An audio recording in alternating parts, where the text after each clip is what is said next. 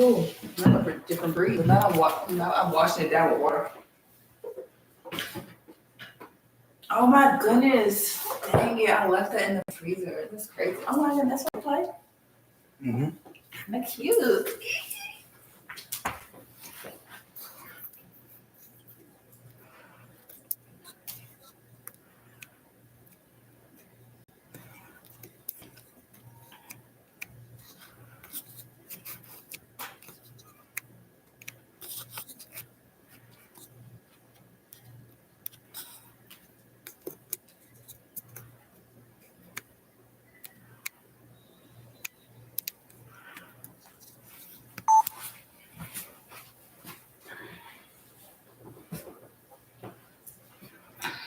All right.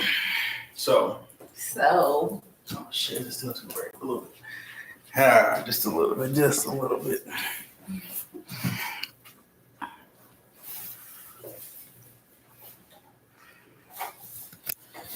It's gonna be in my taste buds for a while. You said what? It's gonna be in my taste buds for a while. Oh, it's still early. We got a lot of places over here. Let's see what's over here to eat. Oh, you're a foodie. You like the foods. I like to eat. I consider myself. I would consider myself a foodie, but I don't go out. But negates everything else that you say prior to. I mean, I understand that. That's why I'm telling you. I didn't say I was a foodie. If anything, I would consider myself more like a wine. I think I'm a wine connoisseur. Let's get some wine. I love wine. We should order some wine. Order wine? I don't know if they would have good wine to order. Oh wait, first of all, I don't even be on Uber Eats. I be on DoorDash. But they're cool.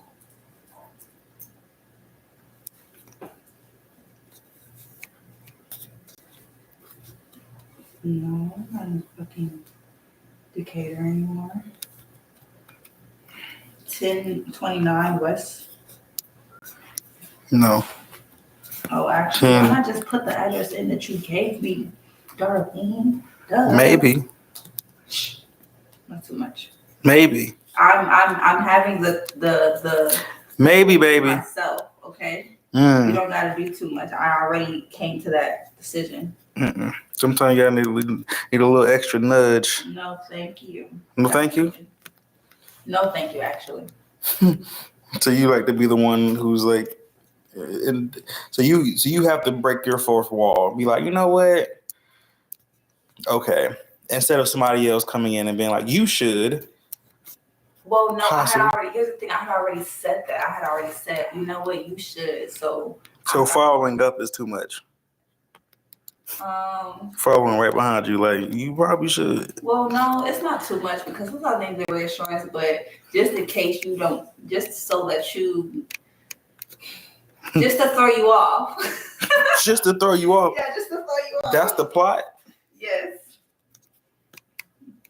Yes, absolutely. Y'all have a turkey leg cut? I did not know that. I've had restaurants saying, oh, but y'all finna close. Support local businesses, shit for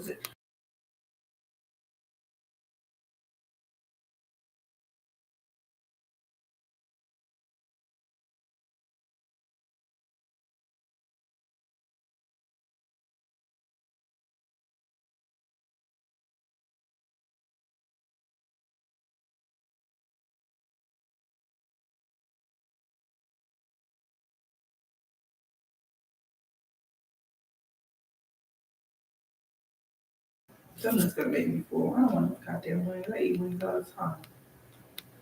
Too much, actually. You get tired of wings? I haven't been tired of a wing in a while. I'm waiting for that to happen. Actually, I get tired of chicken. That's the problem. Because I eat a lot of chicken sometimes. My dad loves chicken. That's why I cannot wait. Let me tell you something. Me moving opens up a possibility for a lot of things. When I say a lot, I mean a lot of things. Heard you. Because, like, I was already very used to a certain type of way of living when I was living by myself in Houston. So moving back home to Atlanta and then moving back with my dad kind of made me conform to certain things.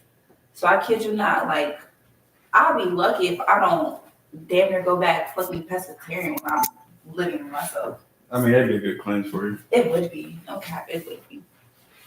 But I'm trying to gain weight, so. You trying to gain weight? Yeah, but I'm also about to start meal prepping and start like breakfast. There's a reason why breakfast. We can meal prep together sometime. Facts. But I'm only gonna meal prep breakfast and lunch. That's fine. Yeah, because breakfast is more important. I have this one breakfast thing. I don't really get tired of oatmeal because I can always change it. I know a lot of people do get tired of oatmeal. Whenever I get tired, I'm just gonna cook breakfast, but I'm gonna do overnight oats for oatmeal. Overnight oats is great. Exactly, and I don't know if you ever been like fuck it and then you put the overnight oats in a blender and just have it as a thick ass smoothie for the day. That would be good too. That's if you don't want to do this. To eat it, yeah, facts. That would be really smart too. I'm gonna consider that. Okay, it looks like we're just gonna go to restaurant 10 because that's the main place I know on here. Oh man, facts, and it's so rude of me. It's okay. Humans call. What's going on, ruler lady? That's Miss Ruler Lady. Miss Ruler Lady, I do apologize. Listen, we're just starting an interview, so I will call you back afterward if you're awake. Okay, have fun. All right, send me a picture of your booty cheeks. I want to see. All right. All right, that's cool. Or Creole Soul, that's good stuff. Creole Soul got a buy one get one. But it's only with certain stuff, I think. Yeah, and the certain thing has chicken in it. It's the pasta. I'm fine with chicken. You just tired of chicken? Yeah, I just be tired of chicken. Wait, no, they don't have it. They don't have it now. Unless it's you do DoorDash. Are you on Uber Eats? Let's see. I'll go to Uber Eats for that. I certainly will. Cause Creole Soul is really good. Wait, but what if they what if they don't got a zero delivery fee? I'm telling you. That's what's gonna get me. I can't wait to go to to one of the comments. Oh my goodness, that'd be so cool. So I'm planning house. I assume. Definitely at the door. Random, real random. I was talking to my buddy earlier today, and I was talking about yesterday. We was talking about streaming, and I was like, "What's my naive ass?" He said, "What streaming take like a couple hours?" He was just like, "No, 8. Like that's the minimum time most of the time. Motherfuckers are streaming for 8 hours." Damn. And I was like, "Okay, I gotta get my mindset wrapped around it fast because that's gonna be my life in a second." I'm not gonna lie. That's why I said I was gonna That's why I'm gonna try to like see what like fan base is sitting on. Well, I already know what fan base is sitting on. I think it'd be a little easy to like just make money off that. But that's you have an active following though, right? Yeah. Like pretty active. Yeah, they because DMing you all the time and shit. They do, and I'm not gonna lie. Even when I be posting random ass shit, they still be replying. Like I had posted some shit about yesterday because I'm not gonna lie. I should have hit you up yesterday because I had got done doing my after I got done, I was bored. I was just so fucking bored. And I think I was so bored because I didn't have anything to do. That was good? No. I'll have her come over. I don't know anyway. I'm just. Well, you only doing a solo con. Never mind. That doesn't work. Well, I'm about to say Well, I'm not gonna lie. We need to I need to wax and shit like that first before we get everything together. Cause look, she's all. Yeah, she needs. That's not that bad. I don't know if people say that, but give me okay, ask me again after. Because I am going to do some girl replies. I love girls. I always love girls. So after you go on your pilgrimage to your con, then ask you afterward? Definitely that. Yes. Because when I'm going to BlurCon, I'm so excited. It's BlurCon. It stands for Black Nerd. Chris Summers is going to be there. I love her. Wait, what am I doing? Her name is Cree Summers. Cree Summers. You know? Do you like porn on there? No. I mean, not necessarily. I mean, it's the fact of this getting on Twitter and you're. Well, so no, I'm not gonna lie. I actually am pretty happy at my Twitter. So, let's see. Like, I can scroll down Twitter, and I promise you, I won't see as much porn as I think. But that's also like, yeah, we're gonna see a couple here and there. When I'm doing groups and stuff like that, I do. But when I'm actually active on Twitter, you're good. I'm liking shit that has to do with porn. So it shows me the shit that I like, unless I go to my following.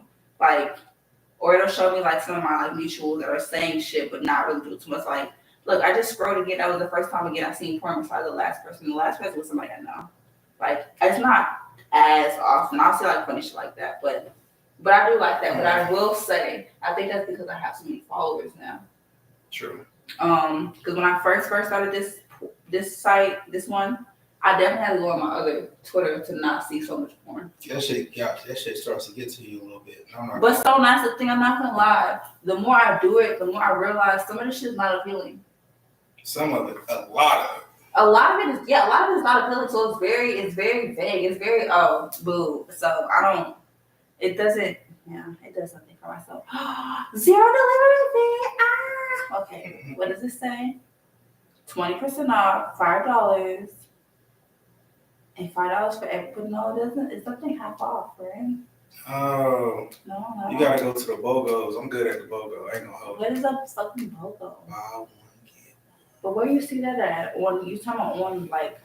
Let me get you right. Okay, Let me just show you something. Oh, because you still on what's called? No, DoorDash. I don't know. Oh wait, what's this? That was DoorDash. Oh, I'm high. See. You got me. Crazy. They didn't follow the race. No, I was here, to. but and it still is a delivery fee of $0. Okay, let's see. You're right. It does say buy one get one free for blackened chicken pasta. Oh my goodness, we can do that. And I'm not gonna lie, I can just add something else to mine. What do I want? Do I want shrimp or do I want salmon? We're gonna do this. I don't know, but we don't want to both though. Just one. No, I'm okay with whatever. Cause like, even if you want to take both of them, I'm not sure. I want to take both of them. Oh, if I just gotta get the chicken, I'll just get the chicken. It's okay. I can't add anything to it. Like this candy choose this.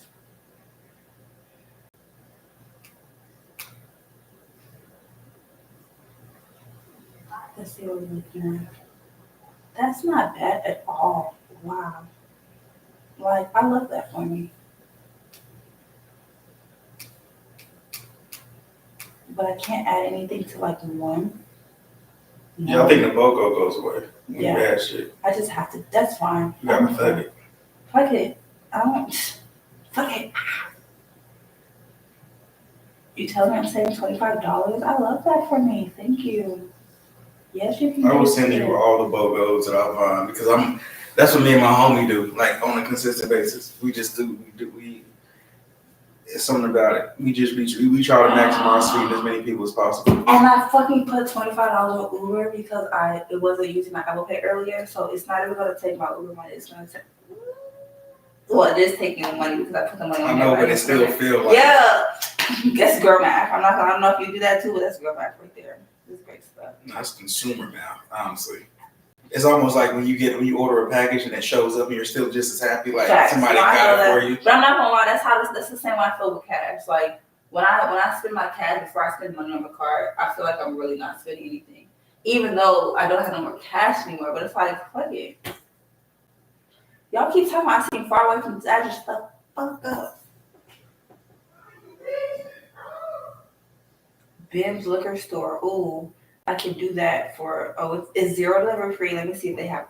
I'm gonna put you on some wine if they let me get some good wine. I want to show you this sexy ass woman that I was talking to earlier. She wants to fly and get out to one of these islands. Ooh, fancy. Y'all tripping?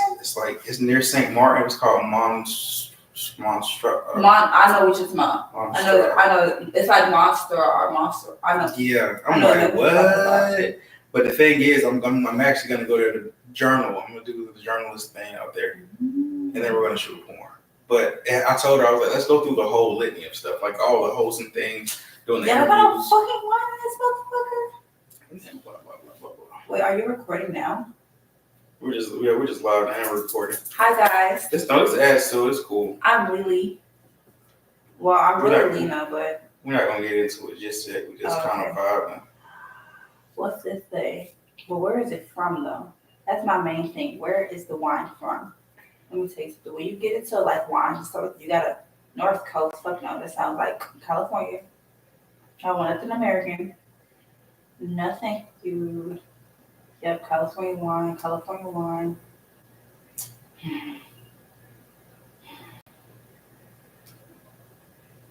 Marlboro? Ooh, I might like that.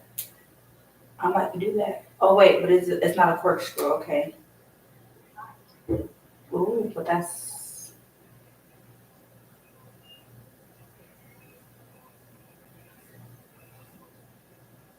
But why can't I tell you what they are? I don't want to fucking barefoot.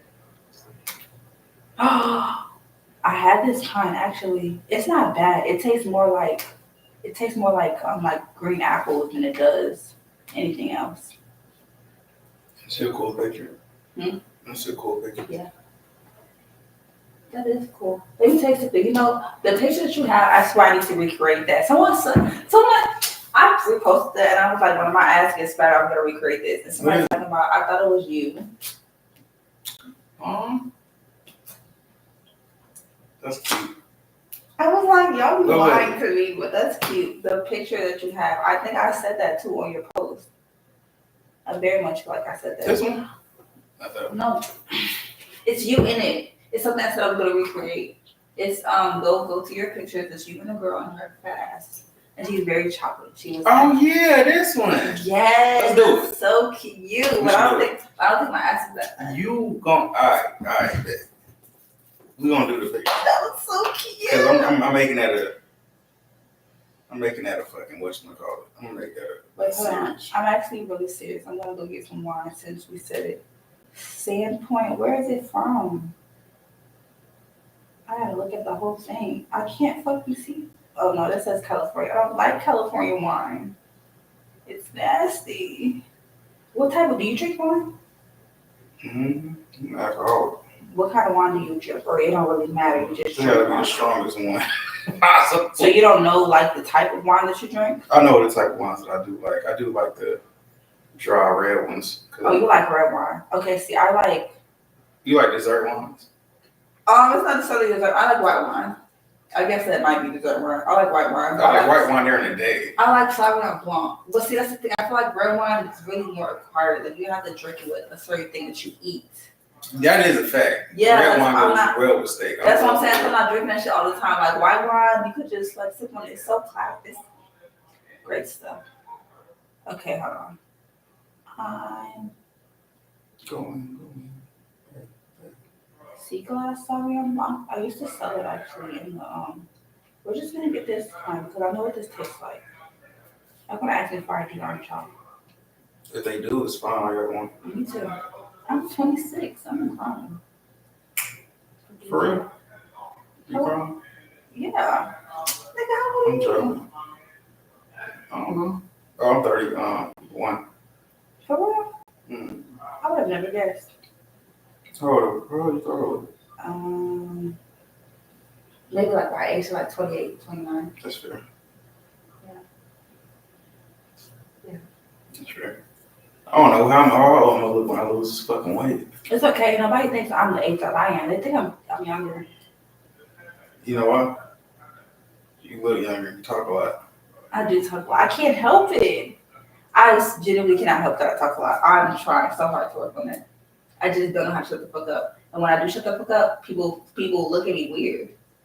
They're like, "You okay?" I'm like, "Yeah, I just don't want to talk." You do look at it. It's a thing. That is a thing specifically. Nigga, I'm fucking sober. I don't even got drunk yet. They just want to make sure I'm sober enough to get. How the fuck do they even know? How would they know? Oh god, they just come check my ID. I'm like, good, I got food on the way. Well, we got food on the way. See, look, I'm a great person. I got food. You were just talking about how awful a person you were just saying. Because let me tell you, I'm really a bad texter, and I'm not gonna lie. Not to me, you aren't.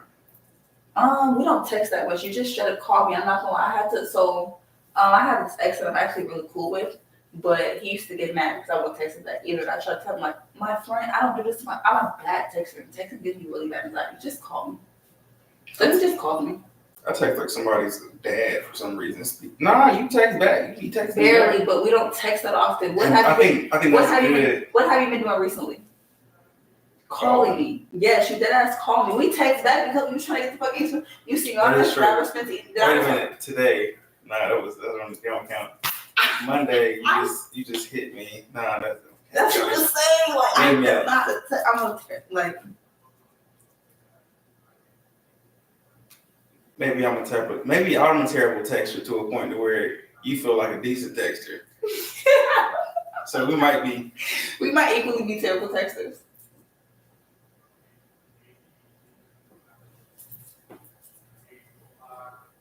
That's not gonna lie. At one point, I was just sending audio messages because I know sometimes I can't say what I want to say in the message, or it's not gonna come out right, so I just talk. So yeah, there's another way I could. Take another shot. Then we're gonna start. This is another reason why I feel like a terrible texter. Okay, I'll wait until I eat to take another shot. Or actually, you know what? I'll do you better. I'll do you one better. I have my very own small personal bottle of alcohol. I will take a shot of that. What is it? Is it vodka? It's Carolina. Holy shit. Vodka. Okay, nobody drinking vodka. Ew. It's a person. God, I want to like pick you up and throw you or something. My intrusive thoughts won that round. You got intrusive thoughts. Do I really look that little? I just feel like I'm bigger. That's so. That's what I'm Insane. I want to toss you in there and leave you there.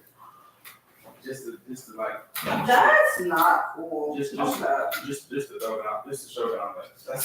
Just to show dominance. It's Men never understand why I'm afraid of them. Just to show dominance is actually quite insane. I hope so. I didn't say it to make it feel great. I know it was insane when I said it. I'm glad you did. Come on, stop acting like that. That's a big old shot. I probably should not drink the whole thing of this. I drank half of it though.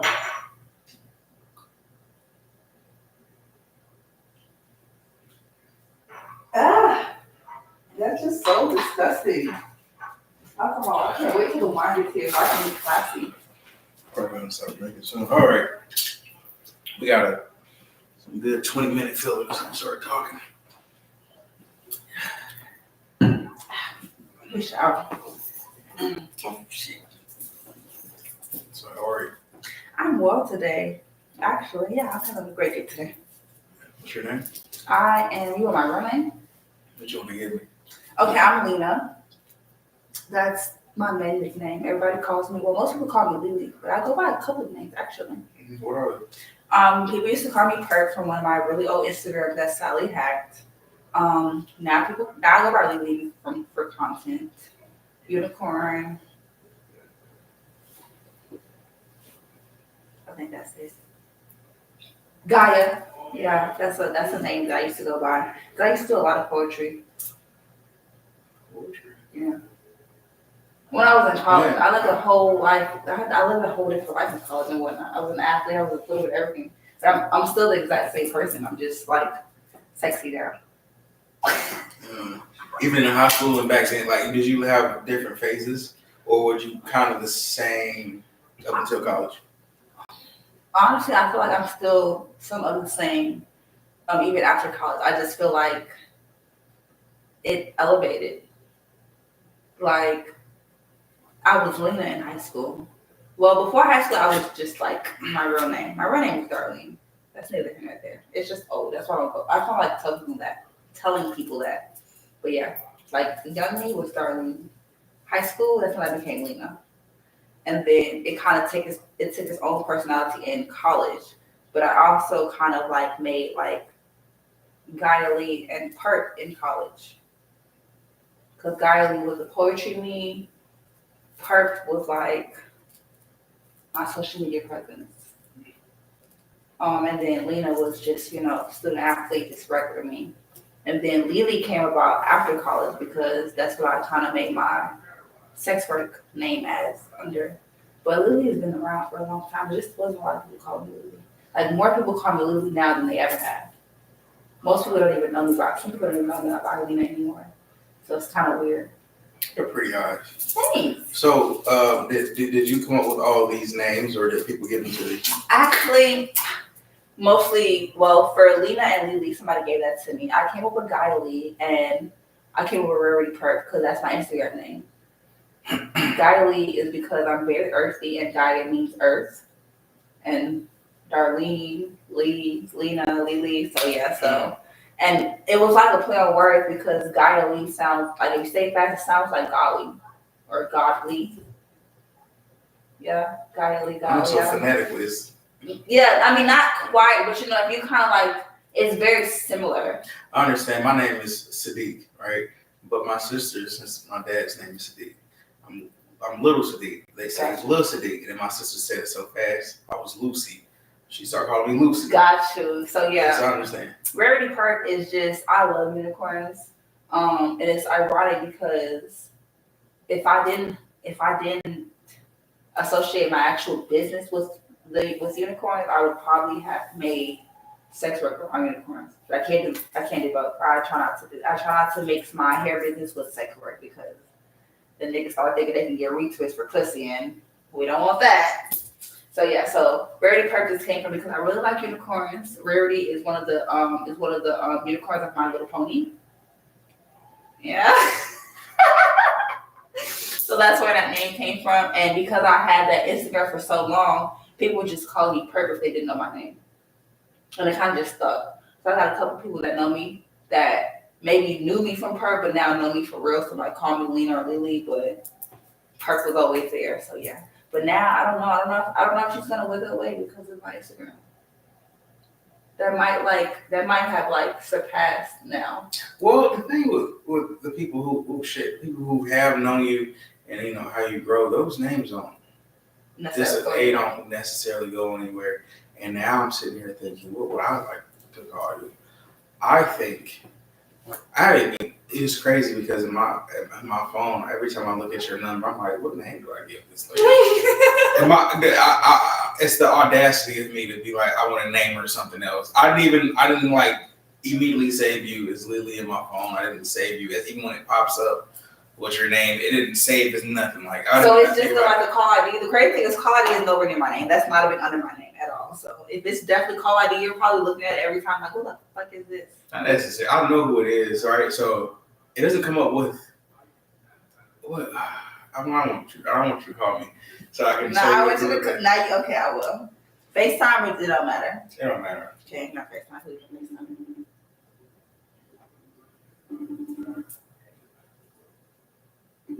Yeah, I knew it was never my number. It's okay. Don't feel bad. I know.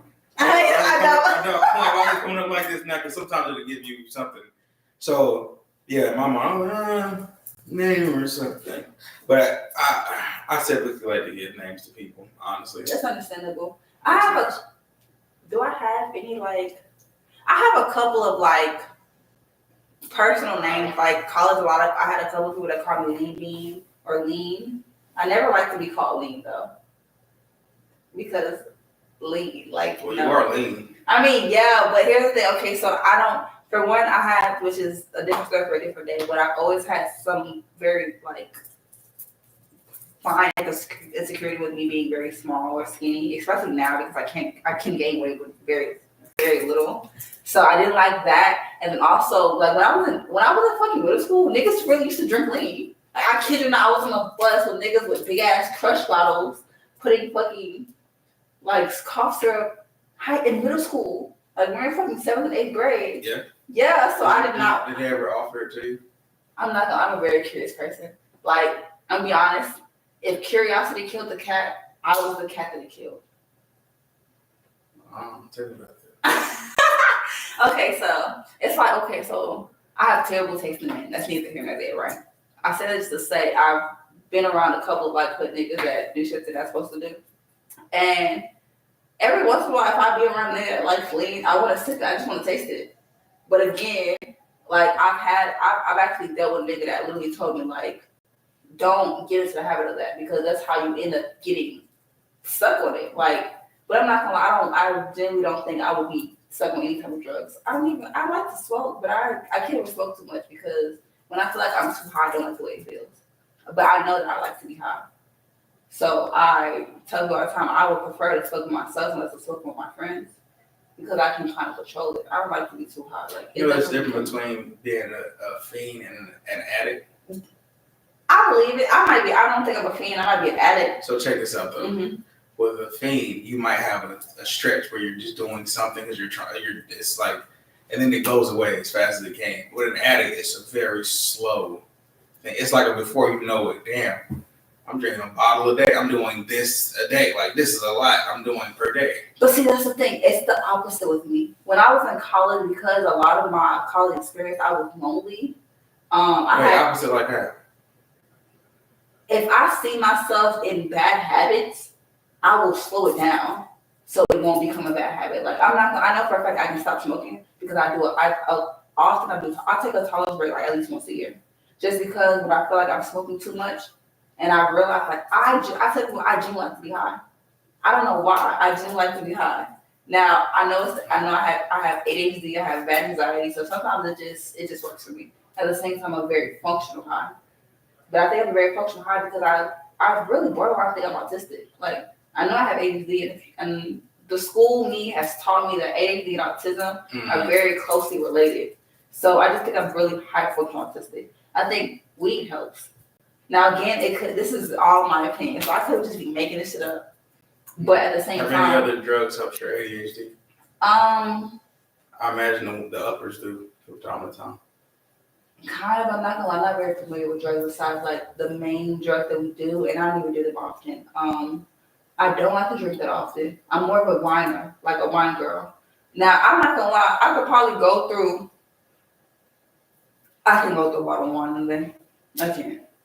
I will keep a bottle of wine, but I will never go through a bottle of wine a day, especially not wine that I drink. I'm so past Moscato, Stella Rosa. It's not wine for real. Like, it is, but it's not.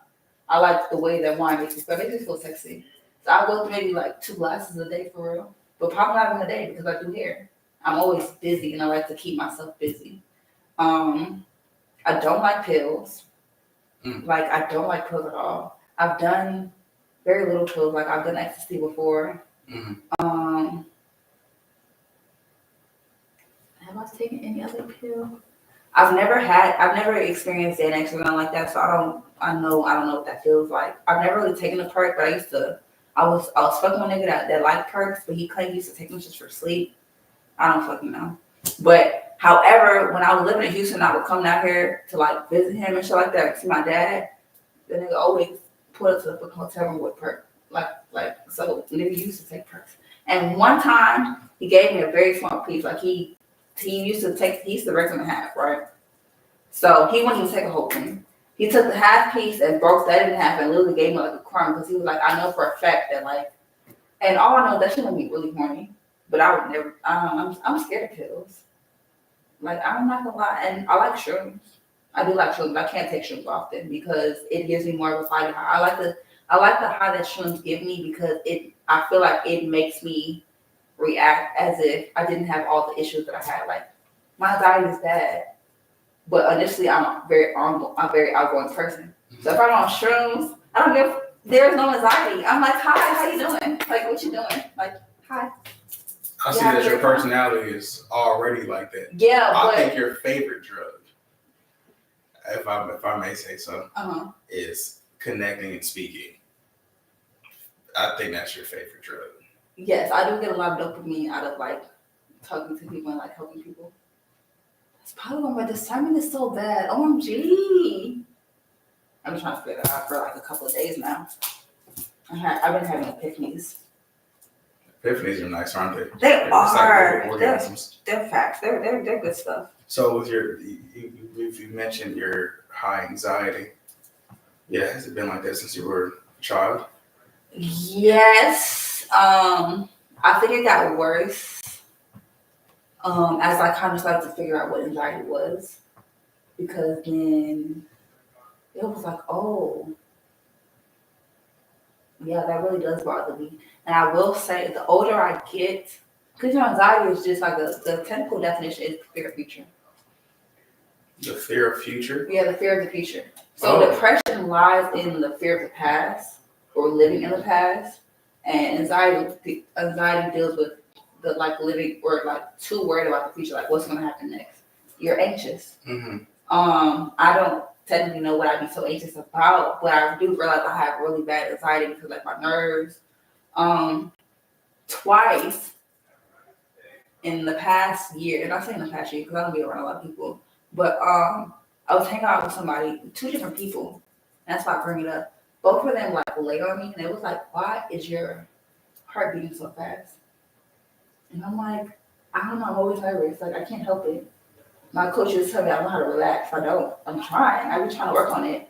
That's why I do a lot of arrogance like that. That's why I'm so focused on trying to get my own place, because I think that might have been the closest time to me actually being very relaxed and trying to like be 100% myself. I don't know why my anxiety. I do know why my anxiety is bad. A lot of trauma. A lot of trauma. We're working on that. Trauma. Yeah. Childhood. Yeah. We're working on it. We're What definitely working on it. Very neglected. Very. No, tell me a story. Tell you a story. Go ahead. Okay, so let's not. We're gonna make a very like summary. So I'm adopted. I've been adopted since. Well, I lied. I've been in foster care since birth. Right. My mom was on drugs. My mom had me at 40. First of all, let's talk about that. Pick up. Let's please talk about that. Your mom asked you up 40. Yeah, 41 actually. That's when I was birthed. Right before she turned 41. Mm-hmm. That was me off. What the fuck are you doing fucking at 40? Well, I lied. Let me rephrase that. You can fuck at 40. Please enjoy your life. What are you doing having kids at 40? So my parents are older. Like my dad right now, who was my adopted dad. I don't really know my real dad. My adopted dad is 68. My biological mom is 65. Today. Gotcha. Today. So yes, I have older parents. So just kind of growing in that, I grew up in New York. So even as like an infant, I don't remember anything probably before like 3 for real. But I do remember always feeling like outcast. So I think that has a lot to do with my anxiety. But I've never really There were multiple kids in the house. Before I got with my adopted mom, I don't know. But when I got with my adopted mom, yes, there were multiple kids in the house until she adopted me. That first like year and a half, there was a lot of kids, but their parents got right, or they either their parents got right or somehow they was able to go home. Like I don't know. I went from like maybe like in a house with like 4 or 5 other kids to just me. My mom was like, "Well, it's just me. I'm adopted." So she kept me. Now before that, I don't really remember. Now I do know I remember other families and other houses like that. I don't know if I was maybe in foster homes or not because I was really young. But from what my mom used to tell me, my adopted mom used to tell me, what my biological family used to tell me, I was in a couple of other houses, like group homes like that. But I was a toddler infant, so it's not a lot they could do with me. I probably was just really bad and mischievous. But I'm not gonna lie, what are you gonna do with a kid that doesn't see my mom often? Like I'm a little girl, and I'm around a whole bunch of fucking Puerto Ricans, Dominicans. Like I'm in New York. So I'm around a whole bunch of people that I don't know for real. Like I can't see myself even how much I try. So I feel like that played a big part. You said neglect. Yeah. Oh yeah. So me and my mom, I love my mom. God rest her soul. But yeah, we bumped heads a lot. Very colorist. In your youth. In my youth, yes. Yes. I don't think I've kind of quite figured out what else it would have been. Besides the fact that she didn't know no better. Like when my mom passed, I learned a lot of the time she did what she was done. That makes sense. It makes sense. Okay. Yeah. You're okay. Yeah. Okay. So like if she was put through that situation, she just reciprocate that same energy. She didn't know no better. I don't know how that makes me feel, and I think that's what makes my anxiety so high now as an adult. Because I learned that my mom passed away at 21. Well, when I was 21. We're not here yet. We're still. Yeah, we're still there. We're not here yet. We're Okay. still there. Yeah, we're still there. So my mom passed away. My adopted mom passed away at 21. That's the one that raised me. No, I mean we're still when you're youth. Oh, we're still in youth. We're still in youth. Oh, okay. The main topic that we're talking about is neglect. You're right. Well, that's the thing. Like, as a child. Yeah, walk me through something like what was one of those core memories that's like, fuck. I miss either I miss my mom or I need somewhere to belong and I'm getting shunned away. Okay, so this is one of my favorite stories to tell, but it's so funny because I realized how like thrown off it was. So how old were you in this story? Maybe like 5 or 6. 5 or 6, okay. Yeah. My cousin was babysitting me, right? And mind you, this is my cousin, right? Like, again, I'm adopted, but I've been adopted since I was 4. So at 5 or 6, but I've been around the family since I was 3. Y'all know me. At this point, I really should be y'all cousin, right? And again, I don't know no better, so I'm feeling like if I've been around, if I see y'all all the time, this is who I'm with, right?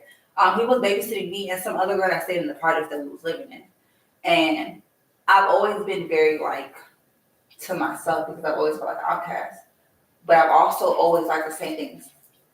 I had a book in my head. I was reading books like girls watching TV or something like that. And I don't know if she wanted to play. I don't remember. I don't remember what she wanted. I know she was bothering me. She was bothering me. That's all I remember. She was bothering me. And I didn't want her to keep bothering me again. And me, I'm a snitch. I don't care. I've never cared. I'm gonna tell because I don't like violence. I've never like being angry. So I told my cousin didn't do anything. My cousin actually encouraged us to fight. That might have been the first thing that made me realize like I was either always going to be an outcast or like I was always just going to be there to be like someone else's joke. And you're realizing this at 5. Not necessarily then, but the older I get, I'm realizing it. But I say this to say, at this point, at 5 years old, I'm knowing, okay, if I'm getting on someone else's nerve, I'm probably going to get a whipping or I'm going to get disciplined. So my cousin, who I'm telling this little girl is getting on my nerves and you're watching her while you're watching me, but I'm your cousin, you're telling me, oh, I need to do something about it. I need to either discipline you or whoop you. Oh, because that's what you want. That's what I've learned. So I told her to leave me alone and she kept trying to take my book from me. So I grabbed the belt and I started whipping her ass. And my cousin, my cousin thought this was funny. Like, he really thought this was funny. And I didn't like the way that made me feel, but she left me alone. And that's part of the reason why I don't like to fight now. Like, I cannot stand when people make me angry to the point where I really want to, like, hurt them and stuff like that because I like the way it feels. But even back then, it made me realize, like, this is weird. Like, if you're babysitting me and we don't know her and she's a stranger, why are you telling me that I need to be the one to do it? Like, I'm not a fan of when people try to make kids fight, especially if they don't want to fight. Because why? You're the parent. Like, discipline. Tell that motherfucker stop. Leave them alone. In certain social groups, it is healthy. I was homeschooled, and at a certain point in time during my whole schooling situation, we fought. I was homeschooled in a pod of kids. Gotcha. And it was encouraged for us to be physical because as young males, we don't have any way to like our mothers would say, "Don't fight, speak." Yeah. It's like, but we don't have a way to really. It's like, nigga, I can hurt you, you can hurt me. Let's do this shit. Type shit. Let's get it popping. And I know in other pods, it makes more sense to be a bit more amicable. And I've only learned that through the homeschooling program as I got older. That okay, if something really egregious happens, we have to have something called peer court. Okay.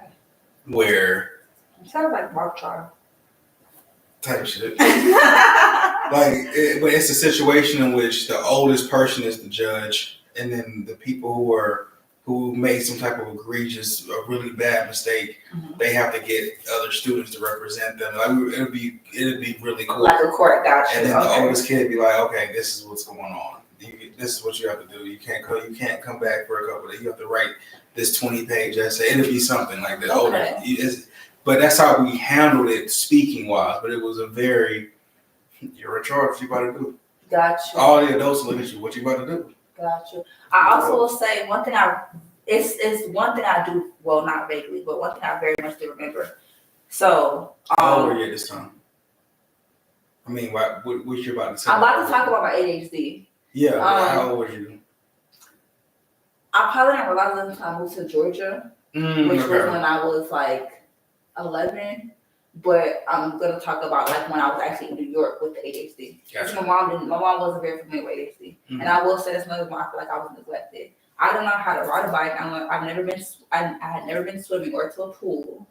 I had never done like extracurricular activities besides schoolwork, like that was like physical, up until I was like 11 or 12 when I moved down here. And I very much feel like it was because of ADHD. But I also know that around that time when I was born, and I also tried to put my mom's age, my mom would have been 61 this year.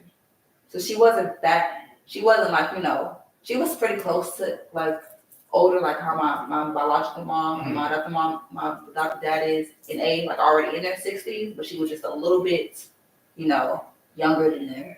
But I feel like she raised me as if she was already born in like the 50s and shit like that, because she didn't know what ADHD was. And with me being in the foster care, you know, Europe is very strict when it comes down to like healthcare. Like that's probably one of the best things they have. You can be homeless in healthcare in Europe. I kid you not. Like I kid you not. There's probably homeless niggas on the road. They got their teeth done. that's how the healthcare works in New York. So with her, you know, adopting me, I remember like her having like pamphlets, because I love to read. I've always read. So I would be in the bathroom picking up whatever the fuck was in there to read it, because I know what the fuck else to do. And I used to remember reading like pamphlets and stuff like that about anything. So I assumed around like, you said pamphlets about ADHD. Yeah, pamphlets and you know booklets and all types of shit. Because I used to medication. I don't know exactly what. I can't say it was Adderall because I know there's another prescription that they give kids and stuff like that. I think my soul is deep, but don't quote me because again I haven't been on no type of medication since I was like 7 or 8. My mom didn't like it. She said she would have rather, and I remember this coming out. She said she would have rather be the badass child I was than to be on that medication. And I'm not gonna lie, for her to say things like that, I felt like it really must have been like some shit that made that did something to me. But I do know a lot of times people say like, you know, the ADHD medication kind of is supposed to calm you down, but it makes you more like a zombie. My mom, again, like I said, would have rather me been hyper. I was very smart. I've always been smart. But yeah, like it was a lot of shit that I could not do, and I didn't know why. And I don't know if maybe she just wasn't used to it or, you know, like adjusted to it. But it also happened in school because when I was younger, they had me in special ed classes. Mind you, I graduated high school with honors. When I moved to Georgia, I had some of the highest test scores. So I've never been dumb or anything like that. But because of the mental disability that they, you know, put on me, and I very much believe that I have ADHD. I would never doubt that. I also very much do believe that I am slightly on the spectrum. But again, that's more so because of the research and knowledge that I know from college and what it looks like chemically in your brain, more so than just off the diagnosis. Yeah. I feel like that was like very complete. So yeah, but yeah, no, like I couldn't go outside. So like I couldn't go outside and be around a lot of people after a certain amount of time or something like that. After school curriculums didn't happen. And I also went to school around a lot of white kids when I was in New York. And I do remember what made me get out of those special ed classes was because I would always finish my work fast. Always. And I was bored. You know, they say ADD is hyper attention deficit disorder. So if I'm bored, I don't give a fuck what I'm doing. I'm walking around and bothering you like, you need help with that? You okay? Teacher looking at me like, girl, sit your ass down. I just couldn't. So one time I made you a teacher's assistant so fast. So the crazy thing is, I don't know if that may not have been an option, but they ended up placing me in another class. They placed me in another class, but because they figured if I know everybody that's in my class, place me in a class where I don't know anybody and make me do the work. But they ended up putting me in a regular class, right? With a teacher that had a lot of free time because she may only have like 1 or 2 classes or something like that. And that teacher, I'll never forget her name because her name was Miss Angelica. She, like after I would get done with the worksheets that they gave me from my classroom, I had nothing to do. So I'm either playing in her classroom, messing it up, or, you know, trying to help her. She started giving me their work. She realized she knows this. She's good at this. She's not bothering nobody because she is challenged. So she tried to talk to the principal. They actually wanted to skip me, but my mom wouldn't let them skip me. Which is another reason why I feel like it started. Mom. No, I've never physically been. I got you. It was my biological mom. I just know her. Got you. Yeah, and I have learned that I experienced it in my younger years. I just don't remember those years. I only remember my sister. Got you. Yeah, but my adopted mom. That's why I say like. Right now, I feel like that's what I'm going through now, trying to figure out how I deal with the fact that as an adult, she didn't know no better. Because I know, like, as an adult, even if you don't know better, you still need to do better. But still trying to give her grace, and I feel like I try to give Tony people grace. You know, she's getting mom, and I still like, damn, I can't be too hard on her. That's what they're gonna do again. But yeah, so yeah, like that's one way I realized I was like really neglected, and that's even just like academically, because again, like I said, she did not know better. So she is going based off what these doctors are telling her, letting her know, like, okay, I'm this and I'm that. So I didn't do a lot of stuff. I didn't do a lot of stuff until I moved to Georgia, just because we didn't have so many social workers coming to check on me and doing this and doing that, because we're in a whole different state. So they came and checked on us maybe like a couple of times that first year we moved out here when I was like 10. After that, I didn't really see them that often. So my mom is probably a little loosened up now. Now that I'm in Georgia, I'm around a lot of black people. However, me being around black people didn't do much for myself. What happened with your schooling? Oh, they eventually did take me out of the special ed class, but she didn't skip me. So I want to say this may have been like around second or third grade. Mm-hmm. They would have skipped me to like whatever grade I wasn't supposed to be in, but they put me in my right grade. But once they put me into the right grade with the regular classes, I just like school was my safe haven. I've always loved school. I don't like to be at home, honestly. I think that's why I don't like to be at home now. But that's why I like to be in my own space, because it's a little bit more comfortable. I can do what I want or make it how I feel. But once they put me in the right classes, school was great. I used to do a lot of summer school just because I wanted to. Up until like, I really want to say moved around 5th grade. So this is like 1st grade to 5th grade, or no, maybe like 2nd or 3rd grade to 5th grade. Cause I know you start school. I didn't have like the preschool experience, like daycare shit like that. I didn't have that. I didn't start school until like it was time for me to start school for like kindergarten, or do they have pre-K and elementary school? I don't know. Okay. Yeah, you do. It was pre-K and kindergarten, yeah. So it wasn't until pre-K. So I didn't have like the preschool for it. It was pre-K, kindergarten, 1st grade. So I want to say it was 2nd grade. But I'm not gonna lie, I rode that little struggle bus for a couple of years. I'm not proud of that. But I've never changed to tell people that, because it's like I remember that clearly, and it's like I'm not stupid, and that's why whenever I used to be a daycare teacher. So whenever I'm around like really super hyperactive kids, I realize, no, they're not slow, they're not this or that. They're just not challenged. Like, baby, they know all this shit already. They already know that that's the motherfucking beluga whale. They said, where the motherfucking white sharks at? Like, they already know that. So yeah, so. Okay. So when did you move to Georgia? 2009 or 10. So I was like 11. I was going to the 5th or 6th grade, 5th or 6th grade. I did 1 year of elementary school, and then, because I went to LL Kimberly, I have graduation pictures from there. Then my 6th grade, I went to Kennedy, which is actually somewhere around here. So my mom had moved out. My mom got mad at my dad, moved her ass out. Then we moved back. I was at Bunch. Then she moved again right before high school, and we lived in fucking Castleberry, which is off somewhere, not around here, but closer to like AUC. She stayed in those apartments for like 3-4 months, moved back with my dad. I did my freshman year at Farrell, and then my rest of my high school career at Carver. Yeah. During your time coming up, were you molested at all? I know a lot of foster kids do go through that. So I'll be honest, my mom. Or you the molester? Like I'm not gonna lie, I never even thought about touching kids. And as a child, when I moved down here, I was kind of a little bit around more people. I'll be honest. In New York, my mom really tried her hardest to not have any men around me. I do appreciate her for that. I wasn't a lesbian until I moved to Georgia.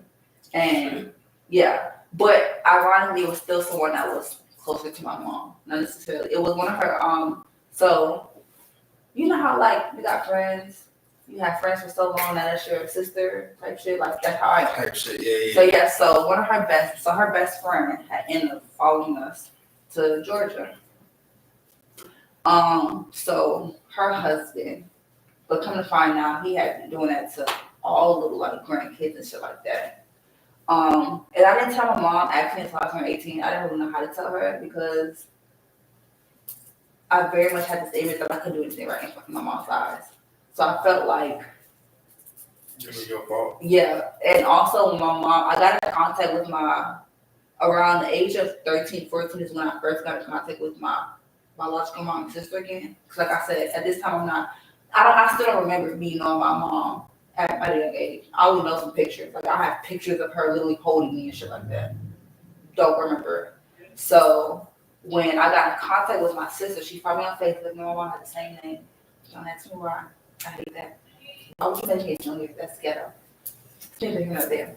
But my sister found me because we had the same name. I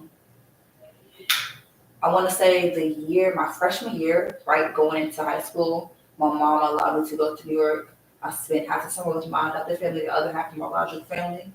So that was cool. But yeah, I didn't really know her like that. Probably up until college for real, because my mom was still on drugs. She was on drugs and doing some crazy shit. Yeah, that's why I was adopted, or that's why I was in foster care. Yeah, she was on drugs until I was 18, and I didn't know that until after. And I know my mom now. We just don't talk. She's not a mom, but I speak to her as well. Okay. All right. So you got out here, things are moving and grooving. And then you have a tragedy. Do you think that the tragedy of being molested aided in your sensuality now? Maybe, but if I'm being honest, I very much believe it's some memory. And my biological mother had her first child at 13. Gotcha. My sister, well, I'm a family of 4. There's 4 of us. I'm the baby. We all got different dads. If I'm being honest, I feel like me and my sister, not my older sister, but my sister she's not even closer in age to me because bitch turns like 46 in like a month. I kid you not. We're no, like, I don't know. I'm still trying to figure out what's the girl. Lady, what were you doing? Having kids at 40. Like, come on. Again. But no, I do very much think that the submarine was a thing. I also know that my adopted mom had her first child at 15. So, and I don't know, I was raised around, what are those baby boomers? Like, my parents were born in the... Oh, yeah, because got you. Yeah, so you got to think about it. They not, like, my adopted mom was a sibling of 10. She wasn't the baby girl. She might have been next to the baby. I can't remember, but... How old was your adopted mom? She would be 61 this year. She was born in 64. So my dad had a family like that. She Yeah. was on 40. Damn. But my grandpa had 4 wives. Yeah, see, no, that's the thing. But I want to say, I can't even say all of them have the same mom and dad. Most of them do. I don't know about all of them. I'm not gonna lie. I'm actually realizing now how little, like, when it comes down to like family tree, I actually know of like my adopted family. Besides the immediate, you get like her siblings, my aunts and uncles. After that, I don't really know them besides their kids like that. I don't really know how deep that goes. So I don't know. I'm sure you're curious about it. Now that I'm thinking about it, I probably am, but honestly, I feel like the only thing that's really important to me now is probably my immediate. Like, I know all of my siblings. That's another reason I'm going to Maryland. My sister, not my sister on my mom's side, my sister on my dad's side. I never got my dad. I do know my siblings. I have 2 siblings, biologically on his side. Then everybody else on his side is just like, like step siblings like that. But my sister and my brother are very close to them, so they're trying to get me pretty close to them. You said something a while back, and I never even fucking touched on it. Your mother did drugs, right? Yes, coke. I don't know what else, but I do know coke. Coke when you was in the womb? Yes, that's why they took me away from her. Yeah. Probably that. Maybe that could be definitely something here. I'm not gonna. Yeah, I do think that I do. Yeah, I have a nephew. My sister did. I was definitely crack my sister did coke when he was in the womb. That boy fucked up. He's too smart. Yeah. For everybody, we can't get a hold of him for shit.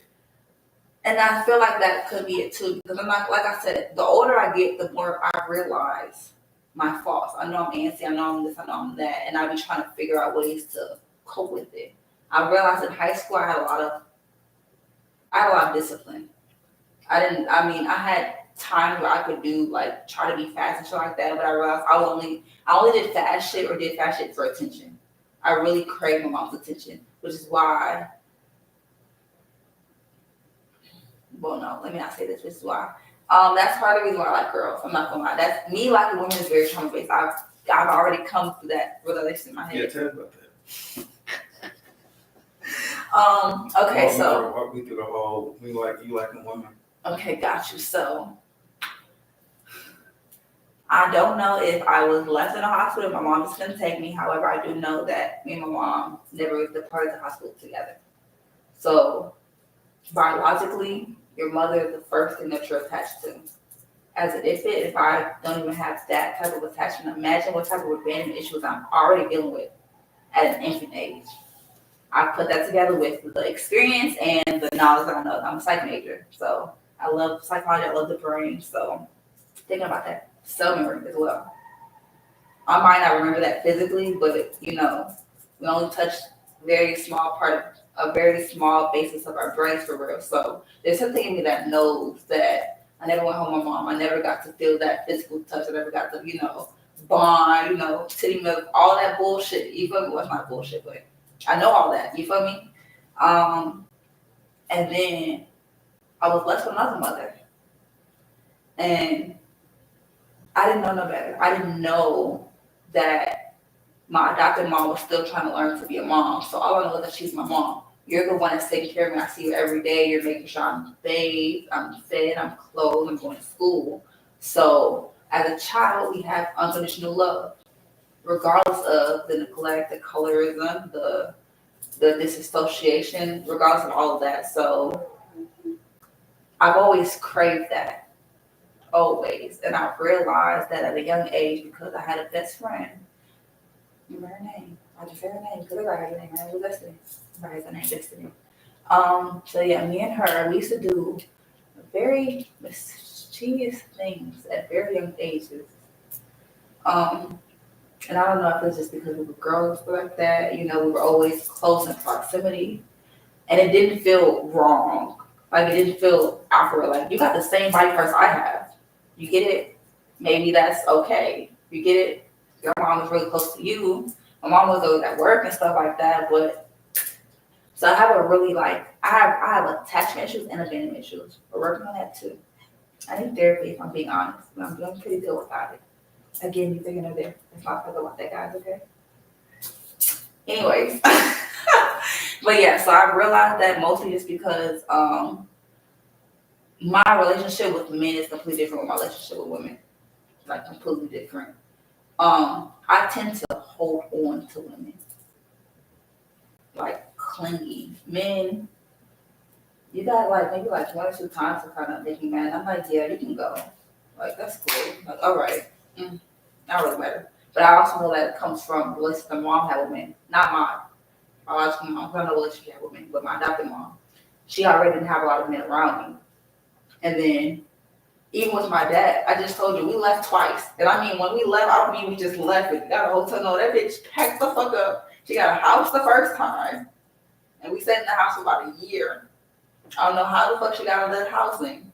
But that bitch had a house over somewhere off Fairbairn. It was off in Simpson area. I just don't remember because I was really young. But I know it was close enough for me to walk from our house to Washington Library. So it wasn't that far away from those, in that area. And then the second time she left, we got an apartment. All I know is, bitch, if you can up and leave, and now at the age that I'm at, bitch, you just can't leave and get approved for shit like that and fucking willy. It took me fucking 3 weeks to just get approved for an apartment. So I could imagine what type of anger you was going through. But again, that's what I'm used to. I also feel like that's why I've never been in a domestic violence situation. That's neither here nor there. But I promise you, my dad couldn't even raise his voice at her. I don't even play those type of games. But again, I've always craved a certain type of love from my mom. And me and her both had a really long time up until college. So that's what, if I knew her from 3 years old to 18, That's 15 years of us bumping heads, and then she passed at 21. That gave us 18 to 21 to really try to connect. That also made my relationship with me worse. Yeah, so that's probably why my ex-girlfriend, yeah, she's probably been the worst experience I've ever been through. Oh my goodness, she did some unexplainable things within just the last week. Like, it's crazy. What? She tried to expose me. We lived together. She was literally taking videos and shit behind my back, which means to tell me in those 6 months that you stayed with me, you've been doing nothing but plotting my downfall. Saying where you are now. Yeah, well, we at my dad's house, yeah. Yeah. I don't keep, I've fallen out with friends, and even the friends, me and my friends have gone through, crazy things together, but even then, even if we fall out, they haven't done anything. You're gonna tell me I met you last year, seen that you needed help, and I'm not even in a position to really be helping someone, but God blesses me immensely. That's how I'm able to, like I said, do so much with just my business. Just doing hair. I haven't clocked in no job since May. Not that I'm too good to clock into a job, because I'll get a job in a heartbeat. I like money and I like nice things. So if I need it, I'm gonna get it. But if I don't need it, I'm not opposed to it. I'm pretty decent with money management. So, but yeah, I'm working on it. I realize my discernment is off. I'm trying to work on that too. What made you get into sports? I've always liked being active, and like I said, I wasn't very active as a child. Like my mom been letting me, oh shit, it's 10:40 already. They're not here. Fuck. Oh, it says 5 minutes away. Okay, good.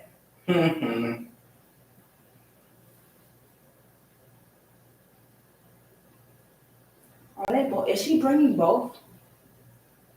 I hope so. Don't forget, remember I got weed. I'm talking about weed. Remember, I have wine and food. Oh, it says, Alyssa's bringing both. That's what I'm talking about, girl.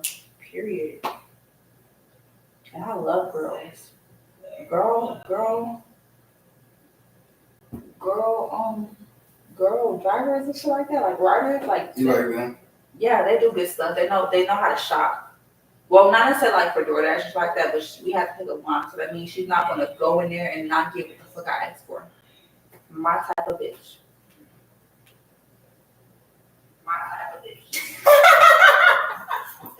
Insane. It's funny as hell. I think so too. I can't wait till this food comes so I can potty. Potty? Yeah, I feel like I'm just gonna move all at one time. So to the actually, we're gonna go downstairs to the garage together. Wait, why wouldn't? Huh? So yeah, why wouldn't? Oh, I don't know. You definitely just let me you lay down the law without. Absolutely. We're gonna go to. Yes, Okay. please, thank you. What's happening? Heading your way. Do you have any more questions? Oh, I got a shit ton of them. Oh, okay. I'm just kind of letting you rock right now. I'm just kind of hanging out. That's cool. Because you know what's crazy? I was supposed to post something. I have to post something every Sunday. So now I'm just like. You're trying to post your posty post that you're supposed to post. All right, but now I'm like, if I do a live, that counts. Oh my god! I had thought about you were going live where? I'm live on YouTube right now. YouTube. Oh, cool. That's so cool. Then I can also chop this down a bit later. So my aim is to get to about Chop it down. 2 hours, I guess. I have a good amount of questions to ask you. Because we haven't even gotten to your adult life. No, we haven't actually. Let me tell you something. The adult life is actually pretty cool. It is, because you have all these things now to build off of. And I think you told your story pretty well. Oh my goodness. You like ramen? I love ramen. Oh my fuck. We should go on ramen dates. I love. See. I wanted to go get You some ought to be ramen. my part-time girlfriend. That's fine. I miss no niggas right now. You miss no niggas? Yeah, cause look, I told you, I've been trying to show people my nails and toes all fucking weekend. Like they're so cute. And here's the thing, I don't never You go can to. always send me photos. I don't ever go to. Well, I haven't really I'm taken any photographer. photos yet because. Hi guys, y'all like me? I'm cute. That's my butt. Is it big? Okay. That's neither here nor there. Oh my Just need God. it. You just need it. Testing, 1, 2. You and it's either here nor there. It's funny too. Thanks. Because it don't need to be here nor there. Absolutely. Dang. So look, hold on. Okay. Because that means I have to put my shoes back on. Oh, it's still 4 minutes away. It's 3 minutes away now. I think I can use the bathroom in these 3 to 4 minutes. When I get some more format to my show, it's gonna be great.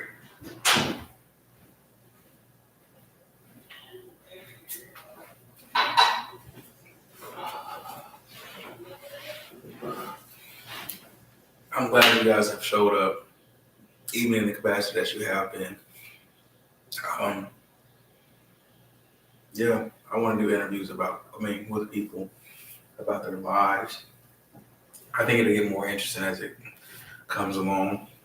I'm just trying to be wary about the sexual aspect of it all. But at some point in time, I'll just have a group of people, and we'll just specifically talk about salacious activities, you know.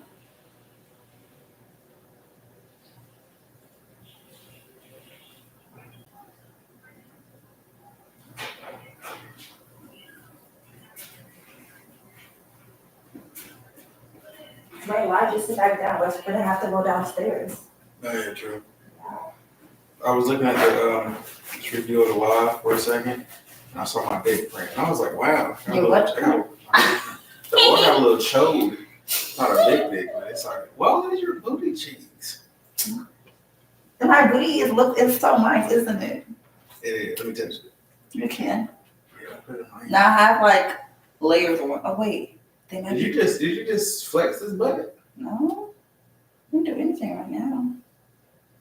Is she? Yeah, you got one of these athletic booties. You got a butt that feels like you can run fast. Okay, come on, let's go downstairs. You got I'm making you go outside. Is that okay?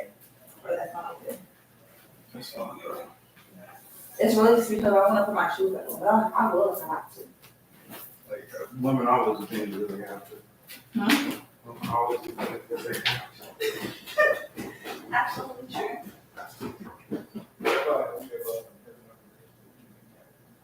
I'm gonna beat you out of the hood. You didn't know? I'm not got the hood.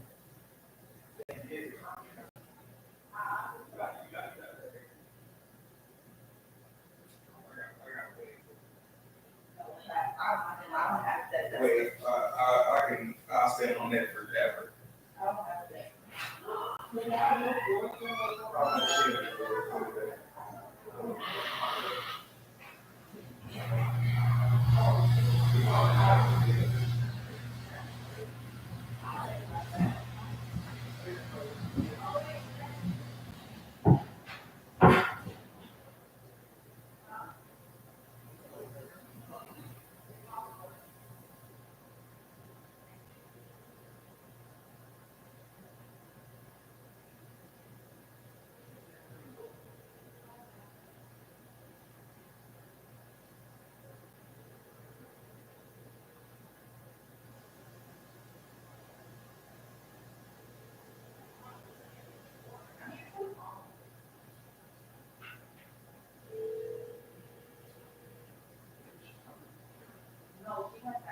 I know, but so this is the front door.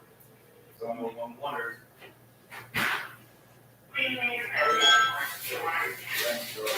Oh, thank you. Oh, I didn't share so great.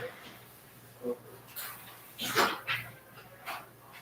came to the front door. Mom, she's amazing.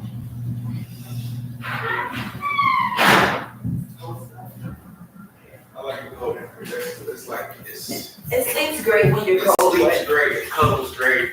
I'm not a cuddler unless I'm warm. Unless I can be a big warm guy.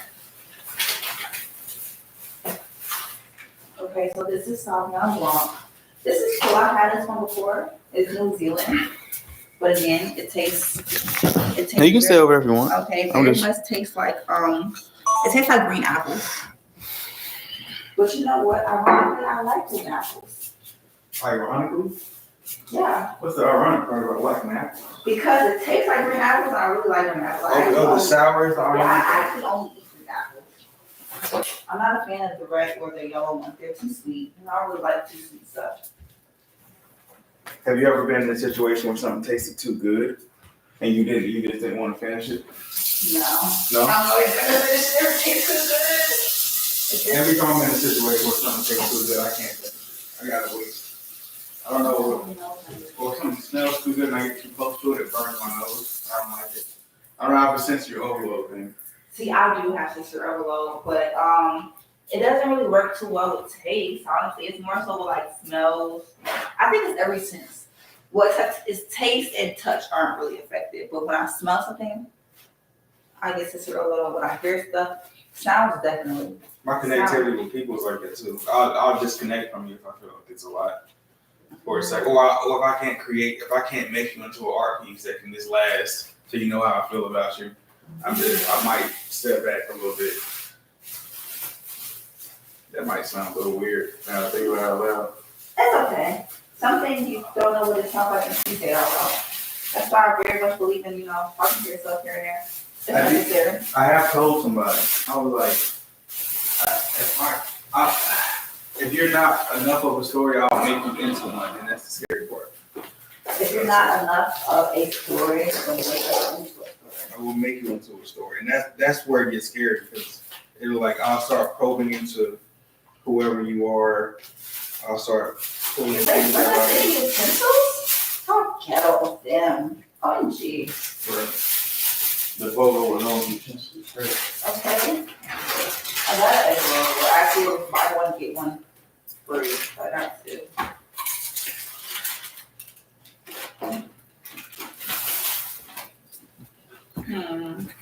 A little bit of eating goes a long way. So we're gonna do a bit of that.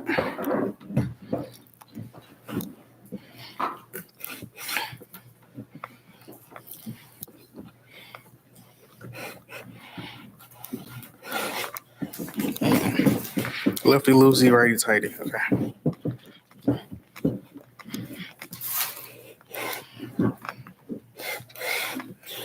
I'm doing something wrong. I just need some sauce. It's you want salt or pepper? Or you said sauces? I don't know if I have any sauce. I just feel like the egg roll should have came with some sauce. Oh, the egg roll should have came with some sauce. I see. I don't know how to make this stick up top. I'm supposed to be a cameraman. Sometimes I just don't know.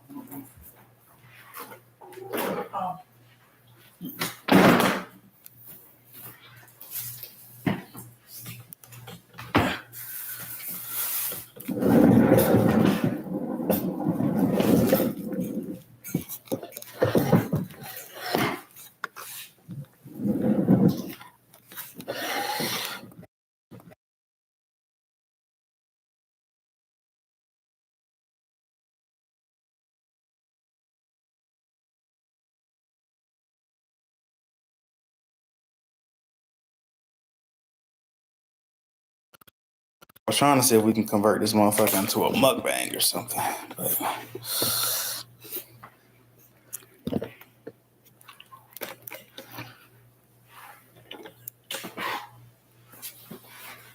how are you doing? I'm doing well. How's the experience so far? It's great, and I'm not gonna lie. This egg roll, it's amazing right now.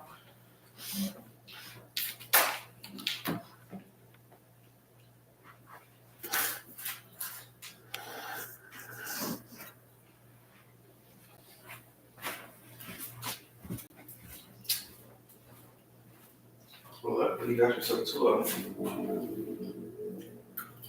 Absolutely. Your hair looks so nice.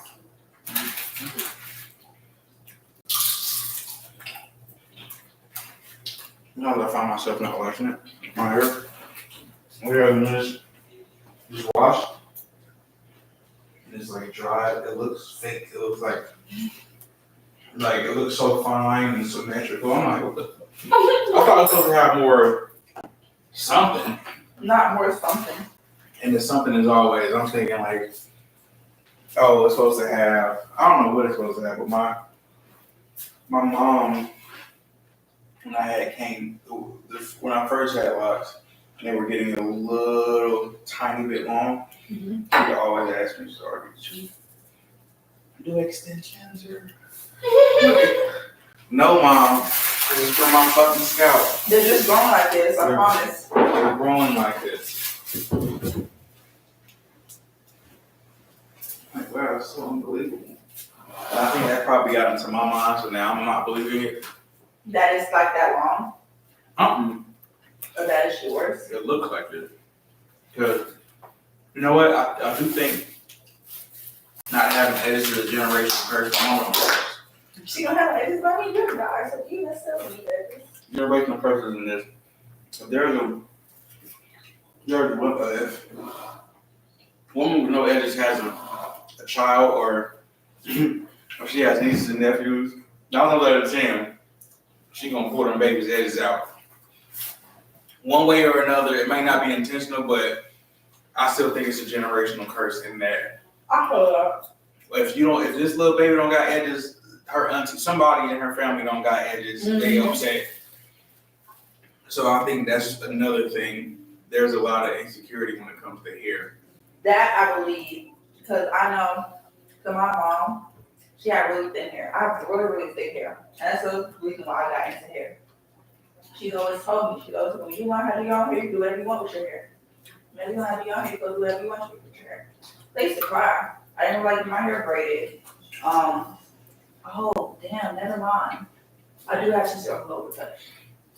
Because it don't matter how old I get, when other people touch my hair, I get a feeling in the back of my spine. Like it literally like, yes. Mm-hmm. And it doesn't hurt. It's just there. Like it's just there. And I'm just mine is down here. It's like right here. Yes, you know, it goes through the whole back. And I'm just like, and I be trying to like be cool because I'm an adult now, but I realize, and that's why I can understand when kids get their hair done. But I'm not gonna lie, parents don't have to pay for kids' hair, which is why I don't specialize in kids' hair. I would. I love kids. I love kids way more than I love adults. I think they're there. Another reason why I would never like touch a child at real. I thought they never because you asked, you was like, have you ever been molested or you was a molester? And I just like, you know, it is what you said. But yeah, that's the real thing. Like I don't know what it is, but I feel like trying to hold it in, be cool, breathe. But my mom used to come out here. She threw a type of stuff to my hair that I did not like. In fact, I don't know what she did to my hair, but I have a bald spot in my hair. Well, it's like more like a soft spot, but it's permanent. It's very little though, so it's not as permanent. But like when I get certain gray spots, you can't see it. So I be trying to like not do too many of those type of gray spots, but you can see my scalp, or at least when they part it. I tell everybody that does my hair, hey, I have a soft spot right there. If you can't, cover it up. Yeah, I don't know what she did. And she kept putting my hair. But I mean, I have a perm now because I couldn't get this hairstyle without a perm, but I'm an adult now, so I know what I'm doing when I perm my hair. Oh, you did yourself? No. The lady my shop did it. Your shop really is a blast from the past. It's just crazy. Absolutely, I love it. I love it so much, and I'm not gonna lie. It's a lot different. I don't know. I do believe maybe once the style got everything together from like all the bad stuff going on, it was a little bit better than the North in terms of like togetherness. Because I can compare the way that she did my fade wave compared to when I got fade wave when I was a dealer. In 2018, that was the last time I cut my hair. For one, like when she permed my hair, it was just a whole lot of love. Made sure that. Because I mean, I don't get my hair perm. You know, it's a chemical. When you're dealing with someone's crown, which is again why I be so happy that hair makes so much fun. When you're dealing with someone's crown, it means a lot, and you can get a lot out of it. But you have to make sure that you're taking care of it when you're dealing with certain things like chemicals like that can possibly damage your hair, you have to put even more care into it. You get it because you're doing something that's unnatural. Mm-hmm. And I just didn't feel like that when I got my hair turned the first time I got new wigs versus now. Mm-hmm. So yeah. So good. No, look at my soft though. Mm-hmm. That shit good as hell when I reheat. Fast.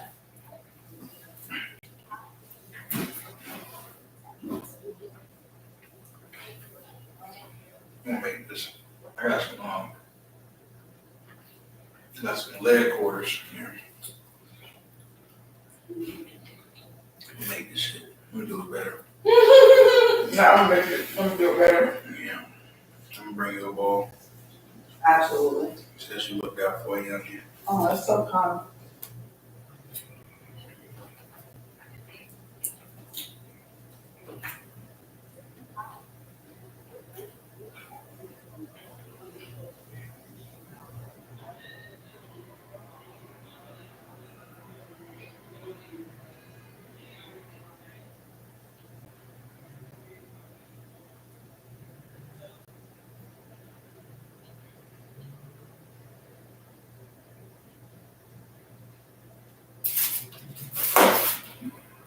Is this Cajun one? No. Oh, it's black and chicken. They put a nice touch of spice here. I like spice. Do you have room share? You want spice? Mm-hmm. All right, with kids. Mm-mm. But don't. I do got a plan. Yeah, I got There will be a specific time in my life where I'm gonna go on 18 around 8. There's some girls now, little baby too. I know there's been a couple of dudes that do like, if we had church, we have around babies or whatever. Because like, I was really good at track in high school and in college, and now I still have a figure. Like, I don't know.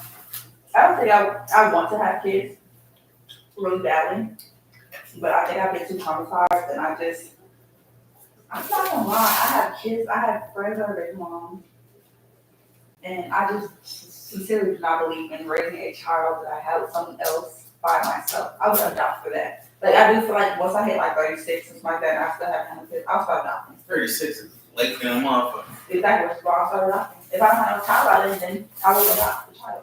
That's what you were saying. Okay, I missed Yeah. something. I was like, you want to wait? No, I don't want to wait. I'm just saying, I really want to have I don't want to have kids until I'm like 30. You have a preference on the cup? A cup? You have a preference on the type of cup? Do you want a wine? That would be lovely. I do like Nothing, bro. Okay. How about that? You're scaring me. Did your anxiety go through the roof? Yes. Is your heart beating really fast?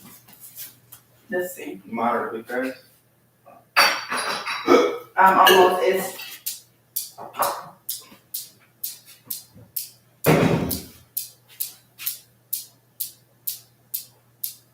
I'm not gonna lie, I can never feel like that, so I just go for my pulse.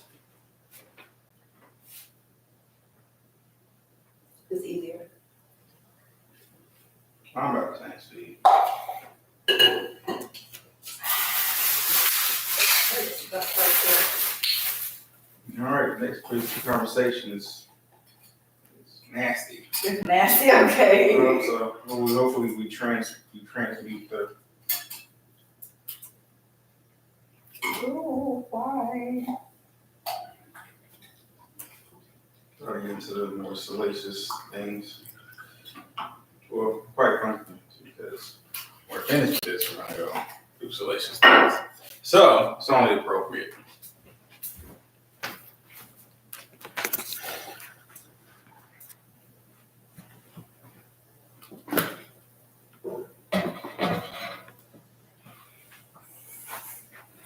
All right, big booty little girl. Let's get this shit shaking. I know, right? Oh, Yeah. baby. So exciting. Yeah, you got one of the newer things. Nope, I have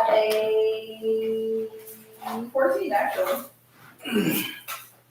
Yeah, 14. Yep. Got it last year. You were recording your porn. Did you guys use a camera? Did you guys use? I use my cellular device. What was the longest porn that you ever recorded?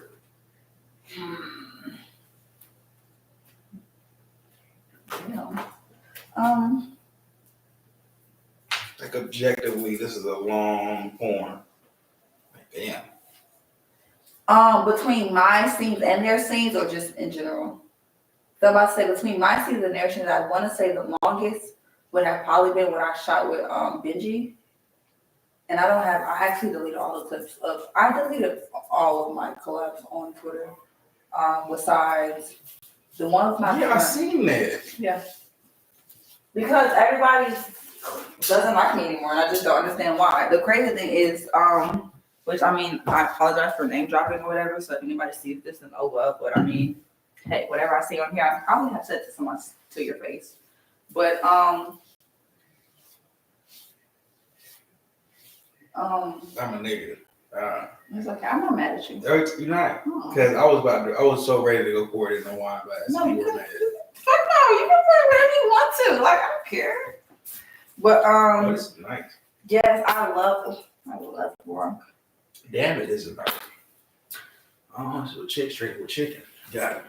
It would be so much better if nice. it was a little cold though. A little cold? Yeah. Freezer. That's You 10 steps ahead of me. Huh? Yeah. This is what we going. I'm telling you, this is why. This is exactly why. This is the freezer? The bottom one? Yeah? Okay. And What steps are ahead. you telling me to test out for? Oh my goodness, it took a picture of me and say, You did? why I see the back of my head right here? Or that's the back of somebody's head. Oh no, never mind. That's not the back of my head. I'm sorry. This is a child's head. I apologize. It was bald and black. I don't know. I thought it was me. I would say objectively between the porn that me and Benji made, just because it was his clips and my clips, and any other video I made was only on my phone. Like all the fucking Like, collabs. what's the long? Have you ever made like an hour porn? No. 45 minutes? Close. 30? Yeah. You always 30? Yeah. Not always 30, but yeah. Okay. Yeah. Like cum shot or do you have any I'm gonna wait. Alright, so at this point in our story, you are in college, you're running track. Are you on full scholarship or I was on a full scholarship when I first got there. What happened? My mom got sick in my freshman year.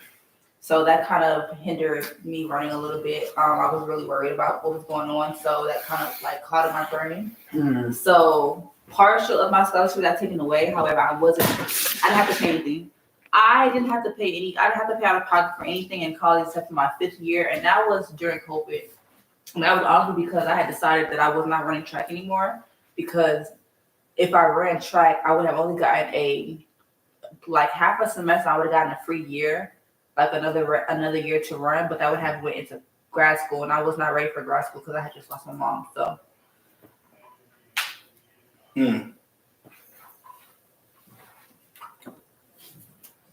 Understandable. Mm-hmm.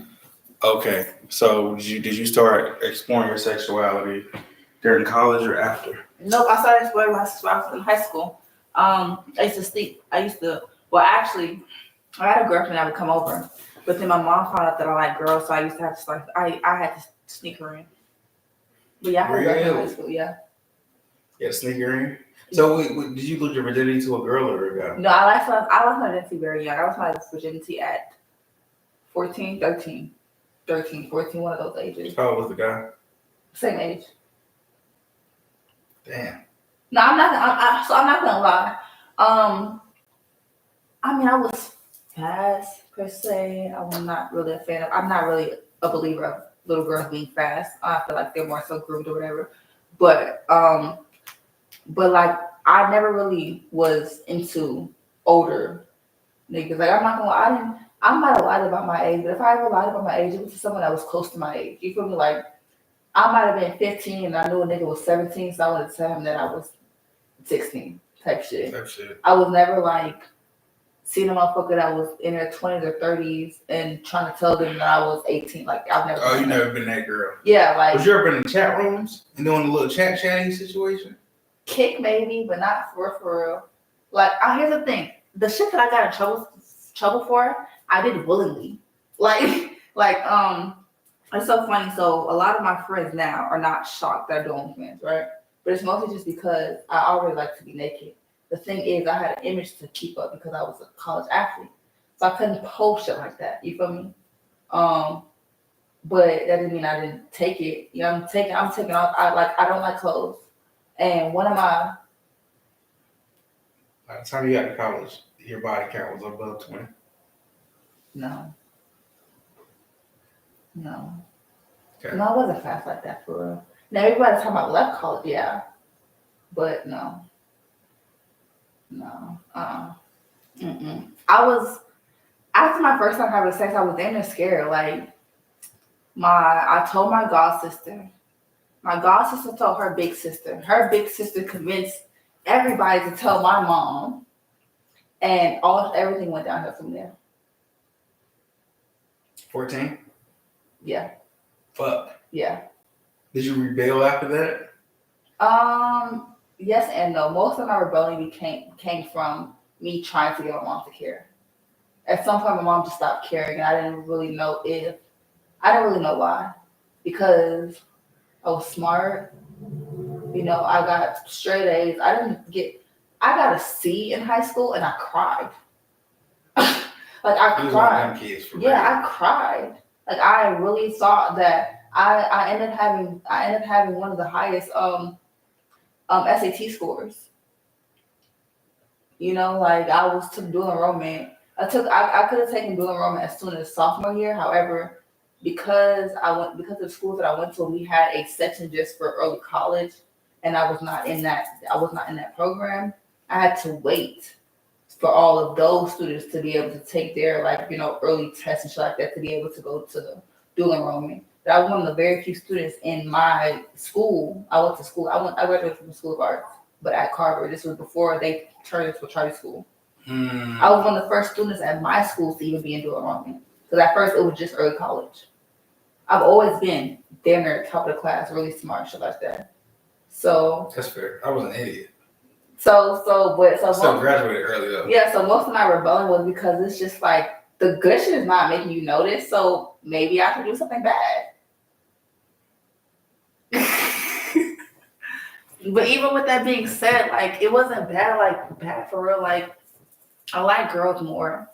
I would get in trouble a lot with, like, females. Like, me and my ex-girlfriend, I never really like initially skipped school. I would skip school because if I would have easy ass class, and fuck I need to go there for. I would skip school to, like, smoke or some shit like that. For I wasn't really skipping school to be bad, like be fast or some shit like that. Now I will say, okay, well, let me rephrase that. I wasn't being fast my end years, my beginning years, yeah. Like around, like right after I lost my virginity. Did you just have boyfriends afterward, or was you like? It's weird to say single at that age, right? Facts. But so let's see. Weird. So no, I wasn't having boyfriends after that for real. I really feel like I lost my virginity the summer going into high school. So I might have been 14. I was about to say 13 or 14, but I always turned the year of the age that I was supposed to be going into that year because I'm a summer baby. So my birthday is July. So if I was supposed to be 14 in freshman year, I'm turning 14 going into freshman year. But I know I lost my virginity that summer because I lost my virginity in a pool house. Again. You thinking of that? Mom probably found out about a year later, right? But during that summer, me and my mom was going through a lot. So after I lost virginity, that didn't stop me because now I'm like, oh, I'm having sex. And I was trying to fill the void. I realized that. I realized that more so in 2020 because that was the year after my mom passed, and then COVID happened. I got a lot of things snatched away from me. I'm a Cancer. Close enough. I got a lot of things snatched away from me, and to fill that void, I was using sex. So I realized that in like those young age, I didn't really know what it was, but it was like I'm the type of person. I don't do very well with internal pain, so the external pain kind of evens it out. At the time, sex was pain, but it felt good. Like now, like you feel me? Like it feels good. Like it's not necessarily hurting, but it's like a certain type of pain and pleasure in the same sense. So yeah, so I did some wild shit like freshman year or whatever. But after that, when I went to Thero, I'm not there. When I went to Carver, I went to Carver for track. It's wild shit. Yeah, what's wild shit?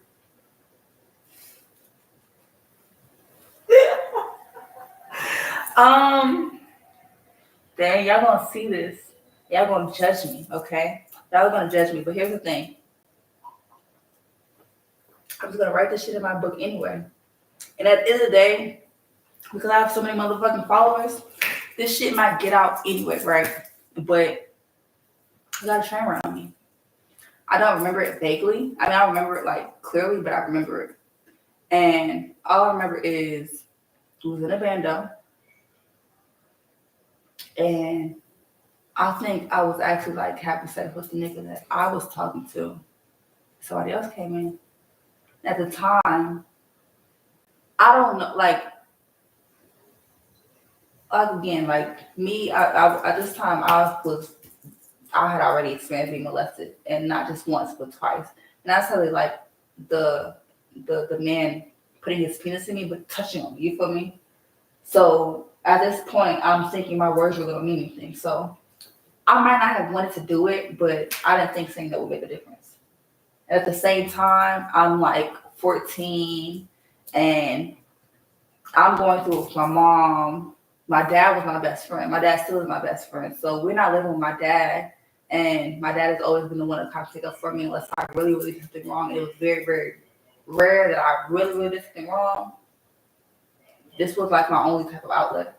I don't have nobody to talk to. I had to tell my mom for years I wanted therapy. She wouldn't let me go to therapy. She said they're gonna think I'm crazy. So yeah, so I'm out here fucking and doing shit that I have no business doing. So yeah, I had a train run on me, like 14, 15 maybe.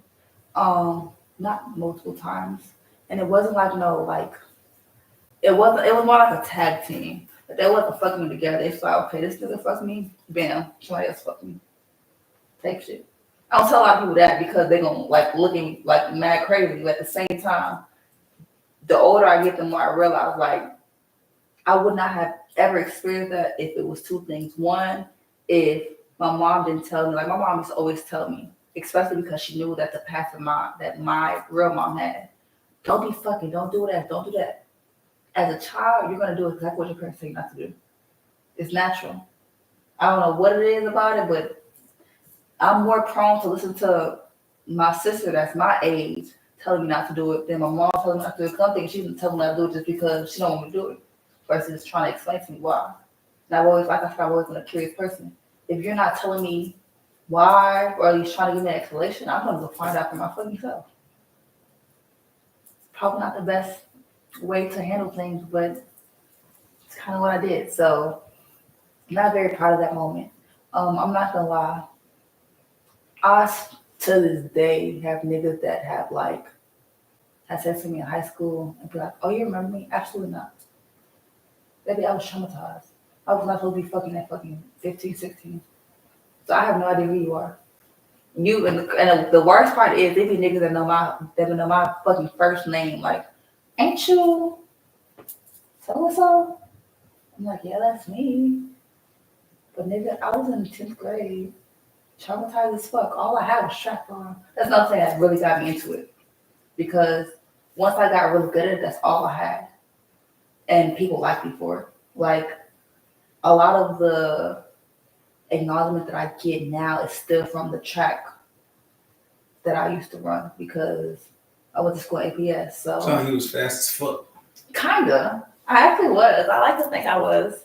But yeah, like I went to school at APS. My junior year, they took this picture of me. This ugly ass picture. I can't stand it. I still can't stand it to this day. And I'm not gonna lie. I'm glad that my dad still has that calendar because I'm definitely gonna get that motherfucker blown up and put it somewhere in my house. That's but you can see it, but not at all the time. Like probably putting this in the bathroom or something like that. You feel me? I don't know because it's not my favorite picture, but that's what most people know by. They put me in a calendar. I want to say I was November, and then the year I graduated, they put my ass on the front of the calendar. The same picture. The same picture. So I was the face of APS for years, about 2-3 years for real. So that's why a lot of people know me. So people are liking this. I just seen something go up. Was that a heart?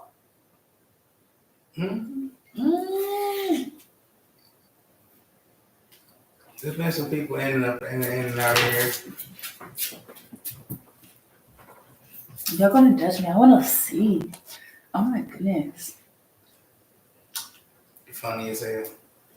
Hi guys. I'm bald now. See? What's that like being bald? It's cool. I'm not gonna lie. Every time I cut my hair, it helps build my confidence a little bit. Oh my goodness, y'all liking it? You love this? Hi Sadiq, I love you too. I don't even know who you are, but I just want y'all to know that I love everybody. All right, I'm back.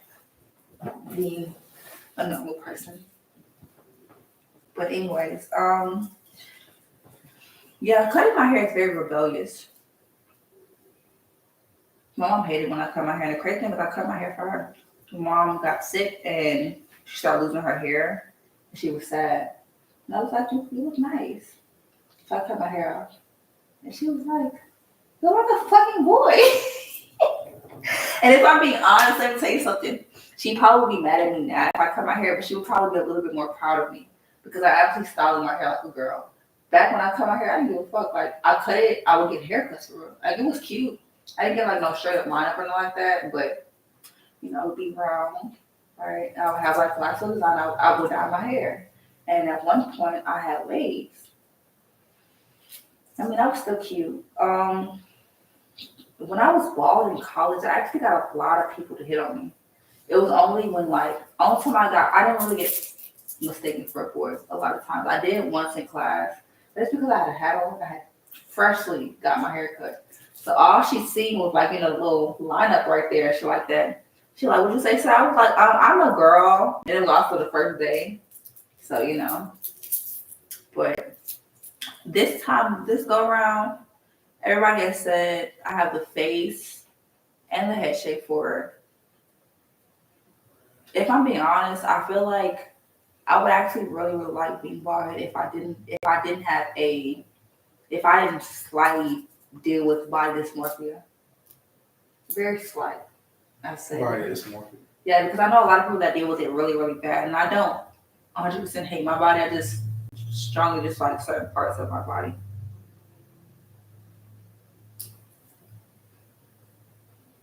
Yeah.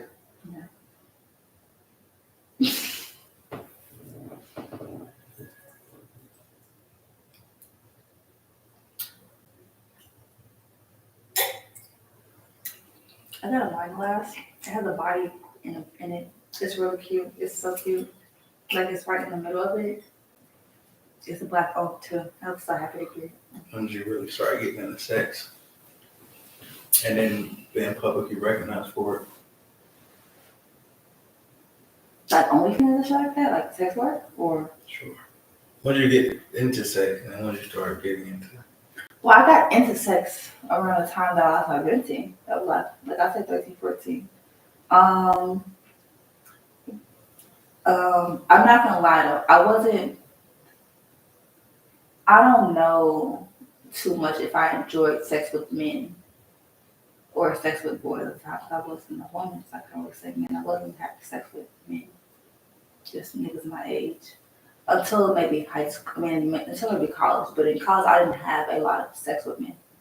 So I was borderline lesbian. I got dick very few times. And I'm not gonna lie.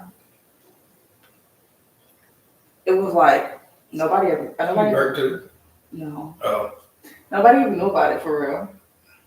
About the dick that I did get.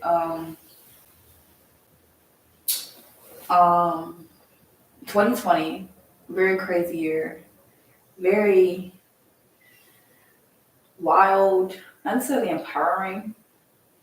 It wasn't empowering at all. Actually, I was actually let me tell you something. I know I'd be joking and saying I'm a terrible person, but I'm really not. I just have bad habits. But 2020, I was a terrible person. And it shocks me now that niggas that I was dealing with in 2020 still want to deal with me now because of how terrible a person I was. Like, I was going through a lot. I was angry. Not normally angry person. I lost my mom. I lost track because of COVID. I was damn near getting kicked out of school because of COVID. Not to mention I had failed the same class 4 times. So I'm borderline about to fail college, but I'm almost done. So it's like, you really gonna get this fucking far and just stop? So I had to physically force myself to like finish, like actually want to be attentive. And the only thing that made me feel good was the fact that like I had this body niggas wanted it and I can control that.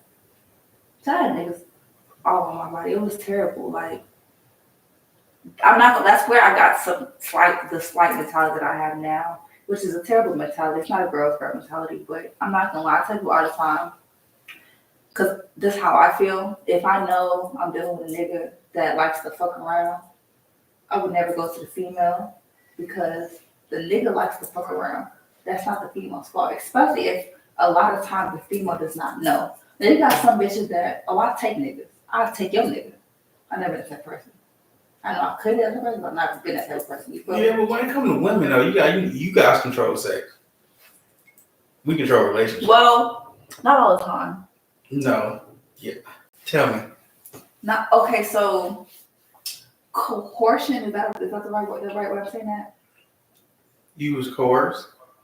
That is a very real thing. Not necessarily 2020, but I have been before. I've woken up once, and I had told this nigga that I did not want to have sex. He was trying to talk to me. Come on. Ooh. I woke up, he was eating my pussy. You stopped him? I was afraid to. So no, I didn't. Whoa. Yeah, that's the thing. Y'all, hey, I heard about this shit before too.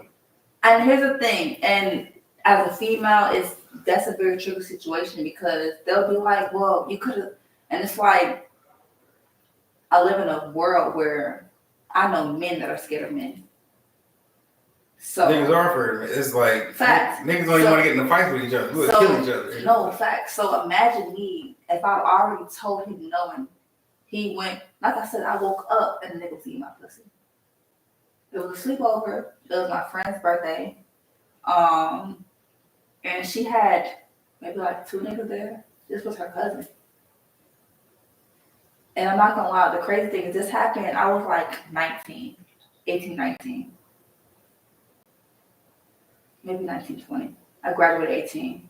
This was after my freshman year. So I was like around 19 going on 20. It clouded my judgment so bad because I didn't know if it was right or wrong that I actually started to like him. Holy shit. Yeah. It's not until now that I realized. Hindsight 2020. Yeah. Like now that I'm like. So is that rape? It's coercion, which is still considered rape, but at the same time, it's. Did you like it? Did you come? That's the fucked up part, and I don't even mean to be weird about it. Did you nut? The first time, no, but again, it came to the part where it was like, well, you ate my pussy. Here's the thing. I'm very afraid to stop niggas mid action. I'm very afraid to, which is why I try to tell them no. I just leave. So you know, I like to like that's why I don't mind making my own money because I will leave in a heartbeat. I have certain rules I take all the time. I don't like meeting niggas offline is real iffy because we're grown. So after a while, there's nothing else that's building up besides sexual tension. If we're being honest, you feel me? So it's like if I'm telling you no, but you're steady trying to push yes. It's like, well, shit, I gotta either leave or I gotta get with the program. Yeah. You know, I do want to tell you something. I was alone with this this girl, my little lady love, and she was just telling me about our mutual friend, our mutual colleague, tall bald guy. And he was just like, "Hey, can I come over?" Blah blah blah blah blah, cuddle and shit like that.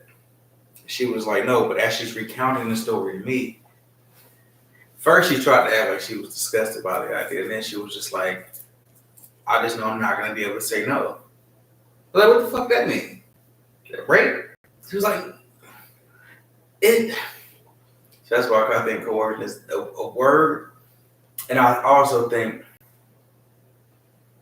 there's a certain type of animalistic, like, attractive thing or whatever. I don't know what the fuck the. I wish I had more words right now. But it's like certain people can do certain things, and it's just like, well, that happened.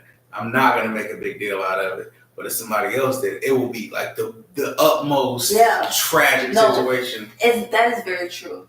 I'm not gonna lie. I try not to make it the utmost tragic situation, because at the end of the day, is a lot of time. So I'll be honest. I have a love relationship with staying with my dad, which is another reason why now I'm actually very happy that I'm moving out.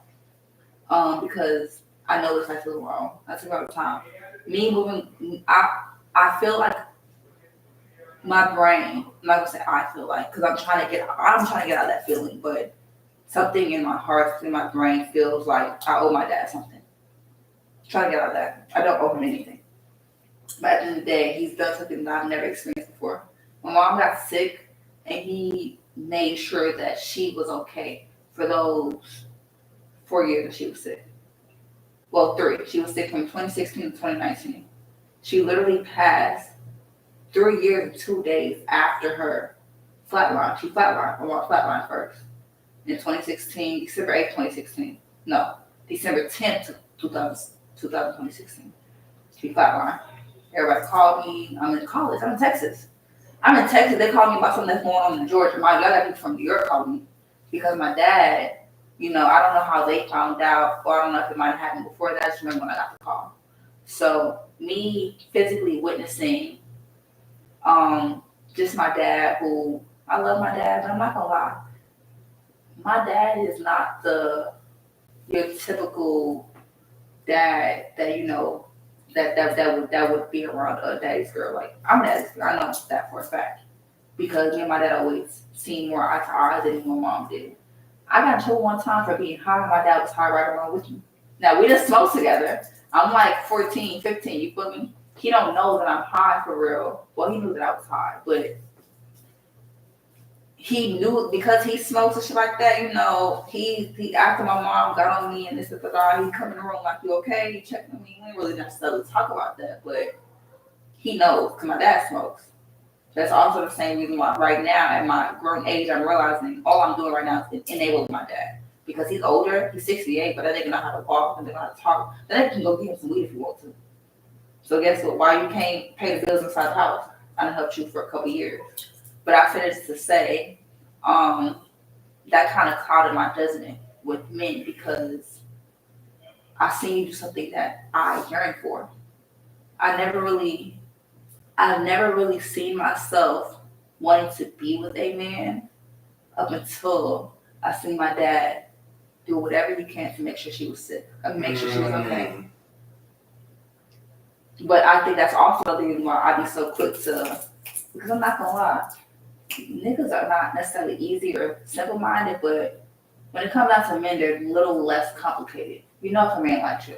Whenever I question if a man likes me, I realize there's something going on. You don't like me as much as you used to. Or something that's I'm cool with that. I'm okay with that. Women are a little bit more difficult, which is probably why there's that gray area in there with me dating women, which is why I date women a little bit less now. I used to date nothing but women in high school and college. Now I'm more on the male side, but even then be iffy, because I'd be quick to be like, yeah, I don't want to deal with you. Like, but honestly, I got one girl that she cut me off every year. She's like, I can never talk to you again, and she got to come back. But see, that be my boundary. Like, I'm not gonna lie, I was just dealing with dudes older than me, and I took a lot of time. I got into sex work because I was already overly sexualized. I'm over sexualized since I was younger. I can't help that. I don't know why. I've always had this physique. Like, I was smaller, of course, but I've always been a skinny girl with a fat ass. I can show you pictures from fucking high school, from fucking 10th grade. You still got it? What? Facebook. I was about to say, delete them. I was like, why didn't your phone? No, not in my phone. With Facebook. What you doing with them? No, with Facebook. You feel me? Like, I've always been a skinny girl with a fat ass. Now, it didn't move as much as it does now, dude, but it's always been there. You feel me? So, Hard pause. I wasn't even privy to your type up until I was put on. Our mutual, he had put me on. I was just like, oh, how am I gonna go back now? understandable. How the fuck? Understandable. There's other things out here in the world I didn't know existed. Yeah. And I'm finding out a lot of y'all like niggas like me. I'm like, I'm not all the way over there in terms of, but I can lift a hay bale. You talk, you know what I'm saying? So I'm But see, I'm not right. gonna. The thing about me is, That one was good as fuck. My bad. you're I don't want to get up. I feel good. That's what I'm saying. It's I love wine. Anyways, I've always been the type that you could toss around. Not gonna lie, like that's never been one of my. In fact, still to this day, I think he's still my longest relationship. High school, we did it for 2 years. I think he's 2 years is your longest relationship? I don't stay in relationships very long, but I feel like it's because I have a very. There's certain things that just don't necessarily bother me. It may be attributed to how you grew up too and what Yeah, you saw. that too. There's also certain things that do bother me, like the dude, like I said, the dude I was just talking to. He told me. He said if I'm his woman, he feel like he should have access to my pussy whenever he wants to, and that's why it actually turned me off because I feel like I'm just now starting to get control of mine. Like I'm starting to realize that this is my pussy. Like this is mine. I like to tell you something. Yes. I have grown up a little bit. My idea of you belonging to me has more to do with if you're bringing in assets and I have better ideas for the assets, give me the assets so I can do things with them. As long as you are down with whatever my thought process is.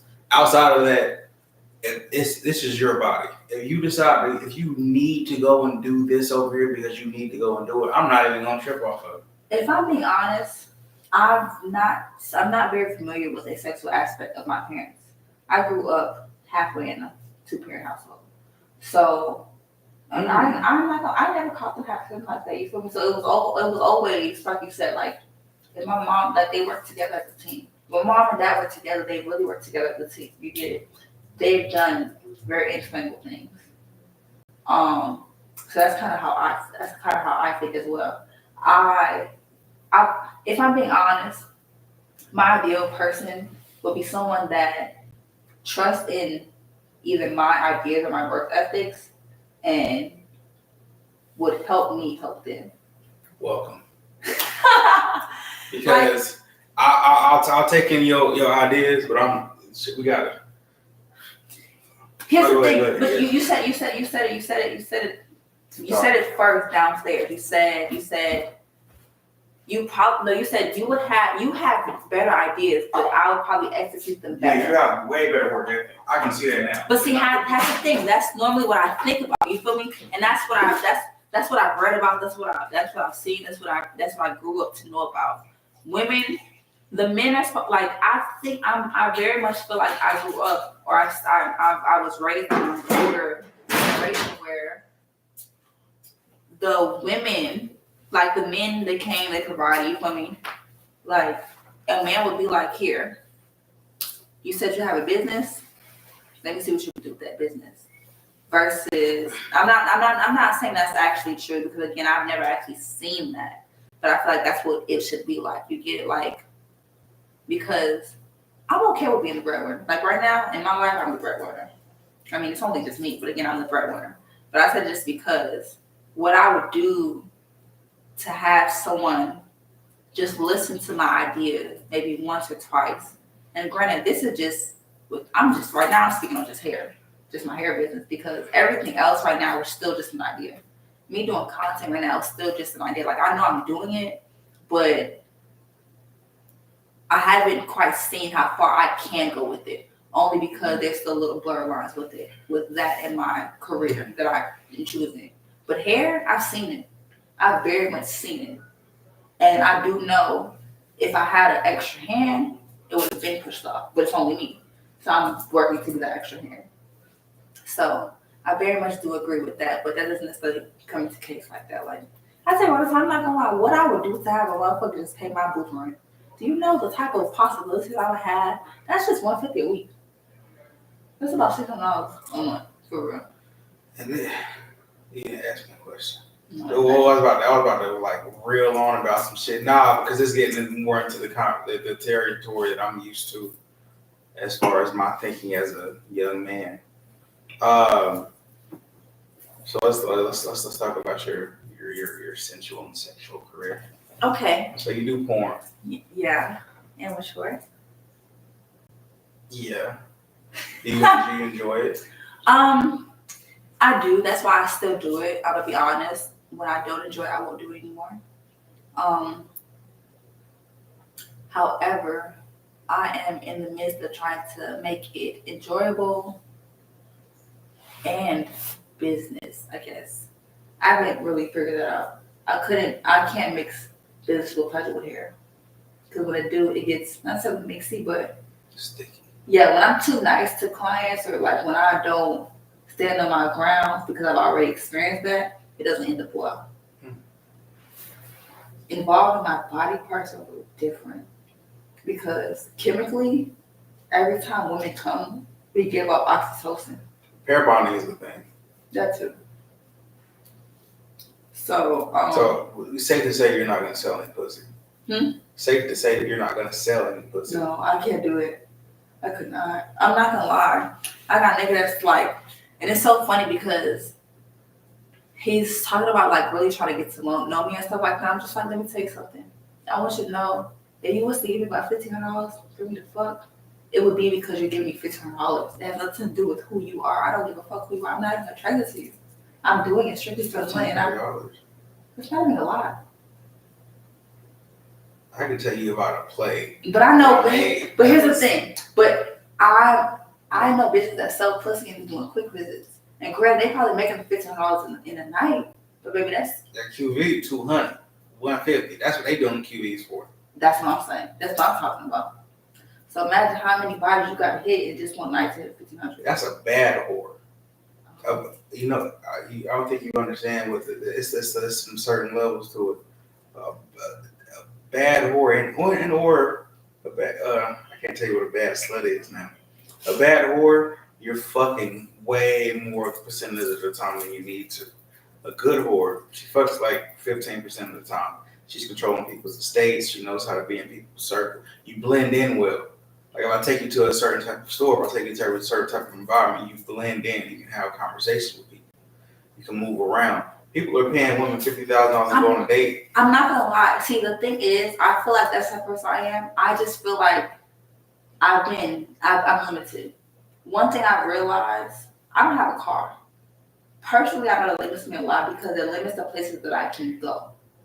I realized that again. I realized a lot of things. I'm a good businesswoman because I learned a lot of things from my mistakes. But me doing hair, like let's talk about me having business cards and flyers. I put out flyers. I keep a library card. I got one in my bag right now. Kitchen box. Y'all want to see it? Just let me know. Pop that bitch out. But I want to see the fucking library card. I might need to use that motherfucker. I might need to go to the library. You know, I didn't know all schools' libraries are for you can go to them. But, You know that shit. yes, I have a library card. I keep that bitch updated and everything. This bitch got a library card. Oh, good. I ain't accept the pussies up. Okay. Okay, but I say this just to say, like, so when I first got into my shop, right, I started working at the shop that I'm working in now that you put up to in March. I've always had a decent clientele. The thing is, I've been trying to figure out what was the difference between Houston and Atlanta. Why I couldn't stay in the shop, right? So I did this thing called growth marketing. I keep it. I got a stack of business cards in my bag right now. Stick your finger in it. We're going to touch fingers. There we go. I don't think that was enough, though. That's all enough. Give me some. There we go. Here you go. I don't want to stick my finger all in your shit because you got to put your lips on. I put this on like my lips, my arms, whatever. Okay. But I do stick my finger in it. Ooh. No, I keep my fingers clean. I You try can to. stick your fingers in. You can. A little bit. Anyways, I have realized I don't do stuff often. I don't do stuff often because I like to sell myself short. Especially with hair because it's a lot of labor. And I've realized when it comes down to money or wealth, you're more wealthy with the more income that you have with the less labor that you do. I love hair. Yeah, see, adulting is a little fun to me, just a little bit, and stuff like this makes it fun. Doing hair, I get paid a lot of money, but it also requires a lot of labor. I'm not gonna lie, I can get paid $5 a day, but guess what? That $5 head is gonna cost me. And you do natural hair. Yeah, That shit takes a while. a $500 head is probably gonna take me 10 hours at the least. Now, granted, that's $50 an hour. If it takes me 10 hours, you feel me? Niggas is not really making $10 an hour unless they're working salary jobs. However, again, it's the labor that I think about. And I know me personally, I'm 26 right now. I do not see myself braiding no fucking hair at 46 years old. So I be in my head trying to think about how can I make this work out for long term run. I said it to say, little on me with my flyers, my thing. The alcohol is coming to me. Me and my fucking flyers, my business cards, right? Me put it out just like that. I realized the type of places I would put it out because of the type of access that I had to. I'm a model hottie. I don't got no car. I'm also born and raised in New York, so I'm used to the train. Yeah, that's my favorite thing. So I tell you, I'm a model hottie. That's not. We gotta do a photo shoot at the market. We definitely can. We definitely can. One of your costumes. LOL. Okay, facts. But oh my goodness, I think I'm gonna be. You ever seen Beach Girl? Mm-hmm. I think I'm gonna be Nana, the black, the with the black hair. There you go. For BlurCon, yeah. But that's we're not gonna talk about that right now. But anyways, I was putting my flyers and my business cards in like train stations. Fair. No, but see, here's the thing. I only will have a flyer from having a sale, right? If I'm already having a sale, what does that mean? I'm already giving you a discount. I'm having people calling me that's asking me, hey, I seen this flyer, right? I see you do hair. I see you said you're doing $10 stitch braids, but I want this style. How much would you charge me for that? And if I tell them my price, it might be a little too high.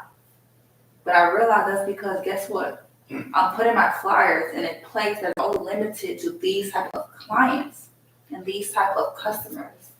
Which is why another reason why I say, like, if I was to like do sex work as like a not just an everyday thing, but like a full service thing, for me to be inside of in those type of crowds with the $1,500 dates and not $1,500 meets, I would have to put myself in those places.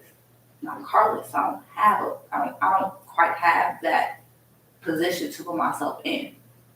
Which is another reason why I say to myself, because I like to blow by myself. I've been around, I've worked in clubs. I'm not a dancer. I don't like dancing. I don't like niggas for real. Niggas are too touchy-feely. They're too touchy-feely. They're too entitled to something that does not I be feeling the same way about women. Don't touch me. Here's the thing. That's true. Hey, Though. bitch, don't touch me. You got some women that are like that. But here's the thing. If I'm working in the club, let me tell you something.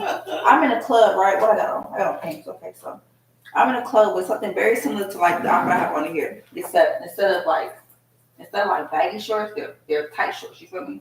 So I got on a tank top. I got on booty shorts, tights, and a regular ass and a fanny pack. You feel me? But I'm looking cute. But this is my bodyguard outfit, or like a bodysuit and tights on. There's also dancers in the club, but you gotta know me. You ain't brought no bottle. You ain't brought no drink. Nigga, you ain't asked me for a menu. Are you trying to touch on me and grab on me? That's not what I'm here for. So imagine how they would treat the dancers who are already naked. I can't deal with no shit like that. And I'm not a mean girl, so I'm not finna like. I'm kind of feeling bad about it, huh? I might like I don't, but that's the thing, I really don't. But something about it. I'm really nice. So I can't sometimes show it in my face. So you might grab me and I'm like, stop. But that's just my coping mechanism. I laugh at everything. That shit might not even be funny. I promise you. I get really nervous when I start giggling. And I don't know why. And I hate it because people are thinking that shit is a joke. And I'm dead ass serious, like, please leave me alone. Please leave me alone with a smile on my face. You know, that reminds me of this saying that it's the most detrimental thing to call any young girl or boy is a good boy and or girl, because that's something that you can immediately take away from somebody. You can take away praise so fast. So it stunts growth a lot of the times. Arrested development is what it's called. So that definitely can't happen. Not to say that it was in your specific situation, but there are a lot of women who are like, they do have a tendency to giggle. Like I will have a tendency to be quiet, sneaky. I would say I will have a tendency to do it, and it's not even in ways you would think. Not like not texting or not calling. It'll be like my steps are lighter. You won't hear me coming anywhere. Going, yeah, I feel that. Coming and going. I'm like, I don't want to bother you, nor do I want to be bothered. So felt that. All of it's quiet. I'll bring all the energy in here so far down, you're not gonna sense me in this motherfucker. I'll find out what smells you like. I'll mimic those smells. So I'll just. You don't even, so you don't almost let know that I'm here. You're not gonna know I'm here. I'm gone. Type shit. So, nevertheless, that and the smile, I'm like, ooh. So most of the time when I see women, after my sister had passed, it was a thing where when I even heard people laughing or giggling, it always sounded like crying to me. So I have a really hard time with that now. The crazy thing is, you do know that laughter and pain are they're right here with each other. Yeah, that's actually insane. I don't understand. No, it's the same thing with like, let's say love and hate. Like the people who will tell you the opposite of love is hate. No, the opposite of love is indifference, not feeling anything. Because indifference? Wow. Yeah, because a lot of the times we'll kill somebody out of love, or we'll do a lot more wild, sporadic things out of love than we'll do in indifference. One of the main things that we don't like as human beings is to be left out. Like, for example, if I want to go get myself some food and I came back, you would be more upset, not the fact that I didn't get you any food, but the fact that I didn't even think about you. Yeah, that's very true. If I had thought about you and asked you and I got you something wrong, I thought about you, then you would still be mad, but it wouldn't be like. I'm going to be honest, and I feel like that's probably, because I have this thing with human decency. And honestly, I feel like I have it because I just trying to figure out, like, I don't know. I love God. I'm a very spiritual person, not quite religious, but very spiritual. And I always tell people, like, I have this thing, like or at least if I go to heaven, because I'm not too sure if there's a heaven or hell. I'm more of a actual life type of person. I think Hitler might go to heaven. I think Hitler might go to heaven, personally. I understand. But if I'm being honest, if I ever just get a chance to talk to God, I want to ask him, like, you know, they say common sense is not that common, but I feel like it's not even common sense that we're really looking for. It's human decency. And for us to be humans, we very much lack human decency. And I've been trying to figure out why. Because I feel like if everybody had just a little bit of human decency, we would be a little bit better as a mankind, you know? I doubt it. You don't think so? Fuck no. Oh. You know, what keeps propelling us forward is the fact that folks are batshit crazy, and it's to the point to where when you're really batshit crazy, so psychotic or even sociopathic, but you have to. I'm going here. That's how we make every piece of breakthrough in life. I mean, that's why we make all the breakthroughs. Hitler, although it was bad, I'm pretty sure if somebody had gotten that nigga ear, that shit would have went so right instead of left. But we don't have a lot of those. So for example, even fucking an Einstein or some shit like that, got in that nigga ear, or even Shaka Zulu got that nigga ear and said something else, he might go a different way. But these people are batshit crazy. There's like the level of comprehension that they have on whatever's going on is far exceeds ours in one way or another. So, and within that being said, if everything was homogenous, we wouldn't have a fucking chance in hell, I think. What do you say? He said, what's the word dancer? Like a stripper or something, or like an exotic dancer. That's it. I've been hearing it so often. That's it. That's the only other comment I've seen besides the I love this. Oh my goodness, we've been talking for 2 hours. We've been kind of moving around for 2 hours. Facts. I think this page is really young too. I'm glad I did this. Wow, look at this little arch you got. I have a really nice arch. I think so. I did that? Oh no, that was ice. I like looking at it. I like looking at you with the camera. Thanks. I like looking at myself too sometimes. Because if I'm being honest, my facial camera does no justice for me sometimes. I be like feeling like I'm ugly. But I like seeing myself. You might be ugly a little bit. I might be a little ugly. I'm not gonna lie. I don't know. You got a symmetrical face, but then sometimes you don't. What parts of you are ugly that you don't like? So I don't think I'm ugly. But sometimes you feel ugly. Sometimes I feel ugly, and sometimes is it an attention thing? If you don't get enough attention, you feel ugly. No. So okay. So I tell this to people a lot of times. Let's say you have a dog, right? You adopt a dog. When you adopt a dog, if the dog has a certain name, it's going to be really hard for it to adjust to a different name, right? So let's say this dog that you adopt is called Ugly. The dog has been called Ugly 2-3 years, but you get the dog and you want to change the name to Beautiful. How long do you think it's before the dog finally answers to the name Beautiful? It might take a little time. Exactly.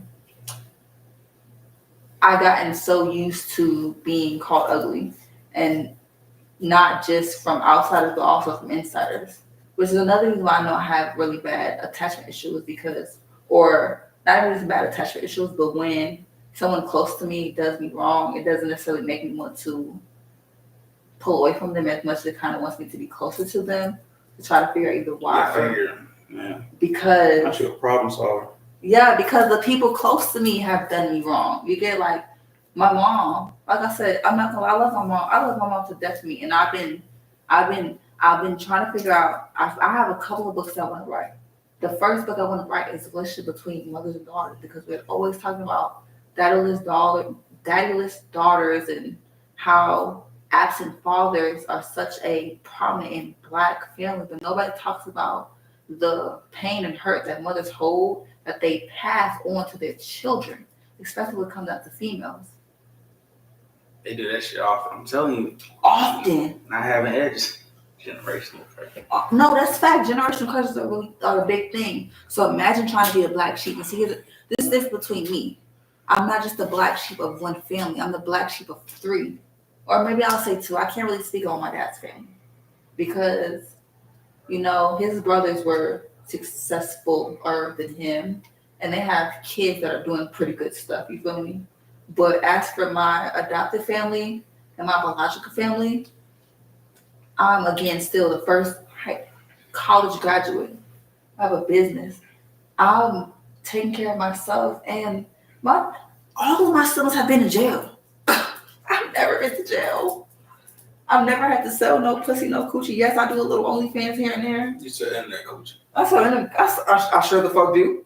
And what about it? Going to affect you later on in life? No, not really. Cause I'm not gonna lie. I always tell myself. I said if anything turned out bad, I was gonna Kim K this shit. I'm not gonna lie to you. The most you can say, which is what people say to me now, is that I'm ugly or like I look like a trans.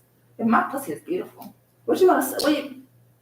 I wish we could be live on it. It is. It's like a meaty coochie. It looked like it's a uniformly nice coochie. One of the labias ain't longer than the other. It's something about it. It's really just Yeah, like God did his big one. I very much feel like I could convey this shit. Like I'm not gonna lie. I mean I do get trans allegations pretty often, but if I'm being honest, that's something that we could talk about. I feel like when it comes down to being dark skinned and athletic or dark skinned and built, because I don't want to necessarily say muscular. I am muscular, but I still have a feminist physique, and I had to tell myself that because. Hold up, pause. I'm not about to give y'all this much of. We already talked for 2 hours. We're gonna talk to y'all later. But Straight up, cause that it was about to get into something. I feel like a whole nother different concept. niggas gonna be like, oh yeah. Let me just. That man shots.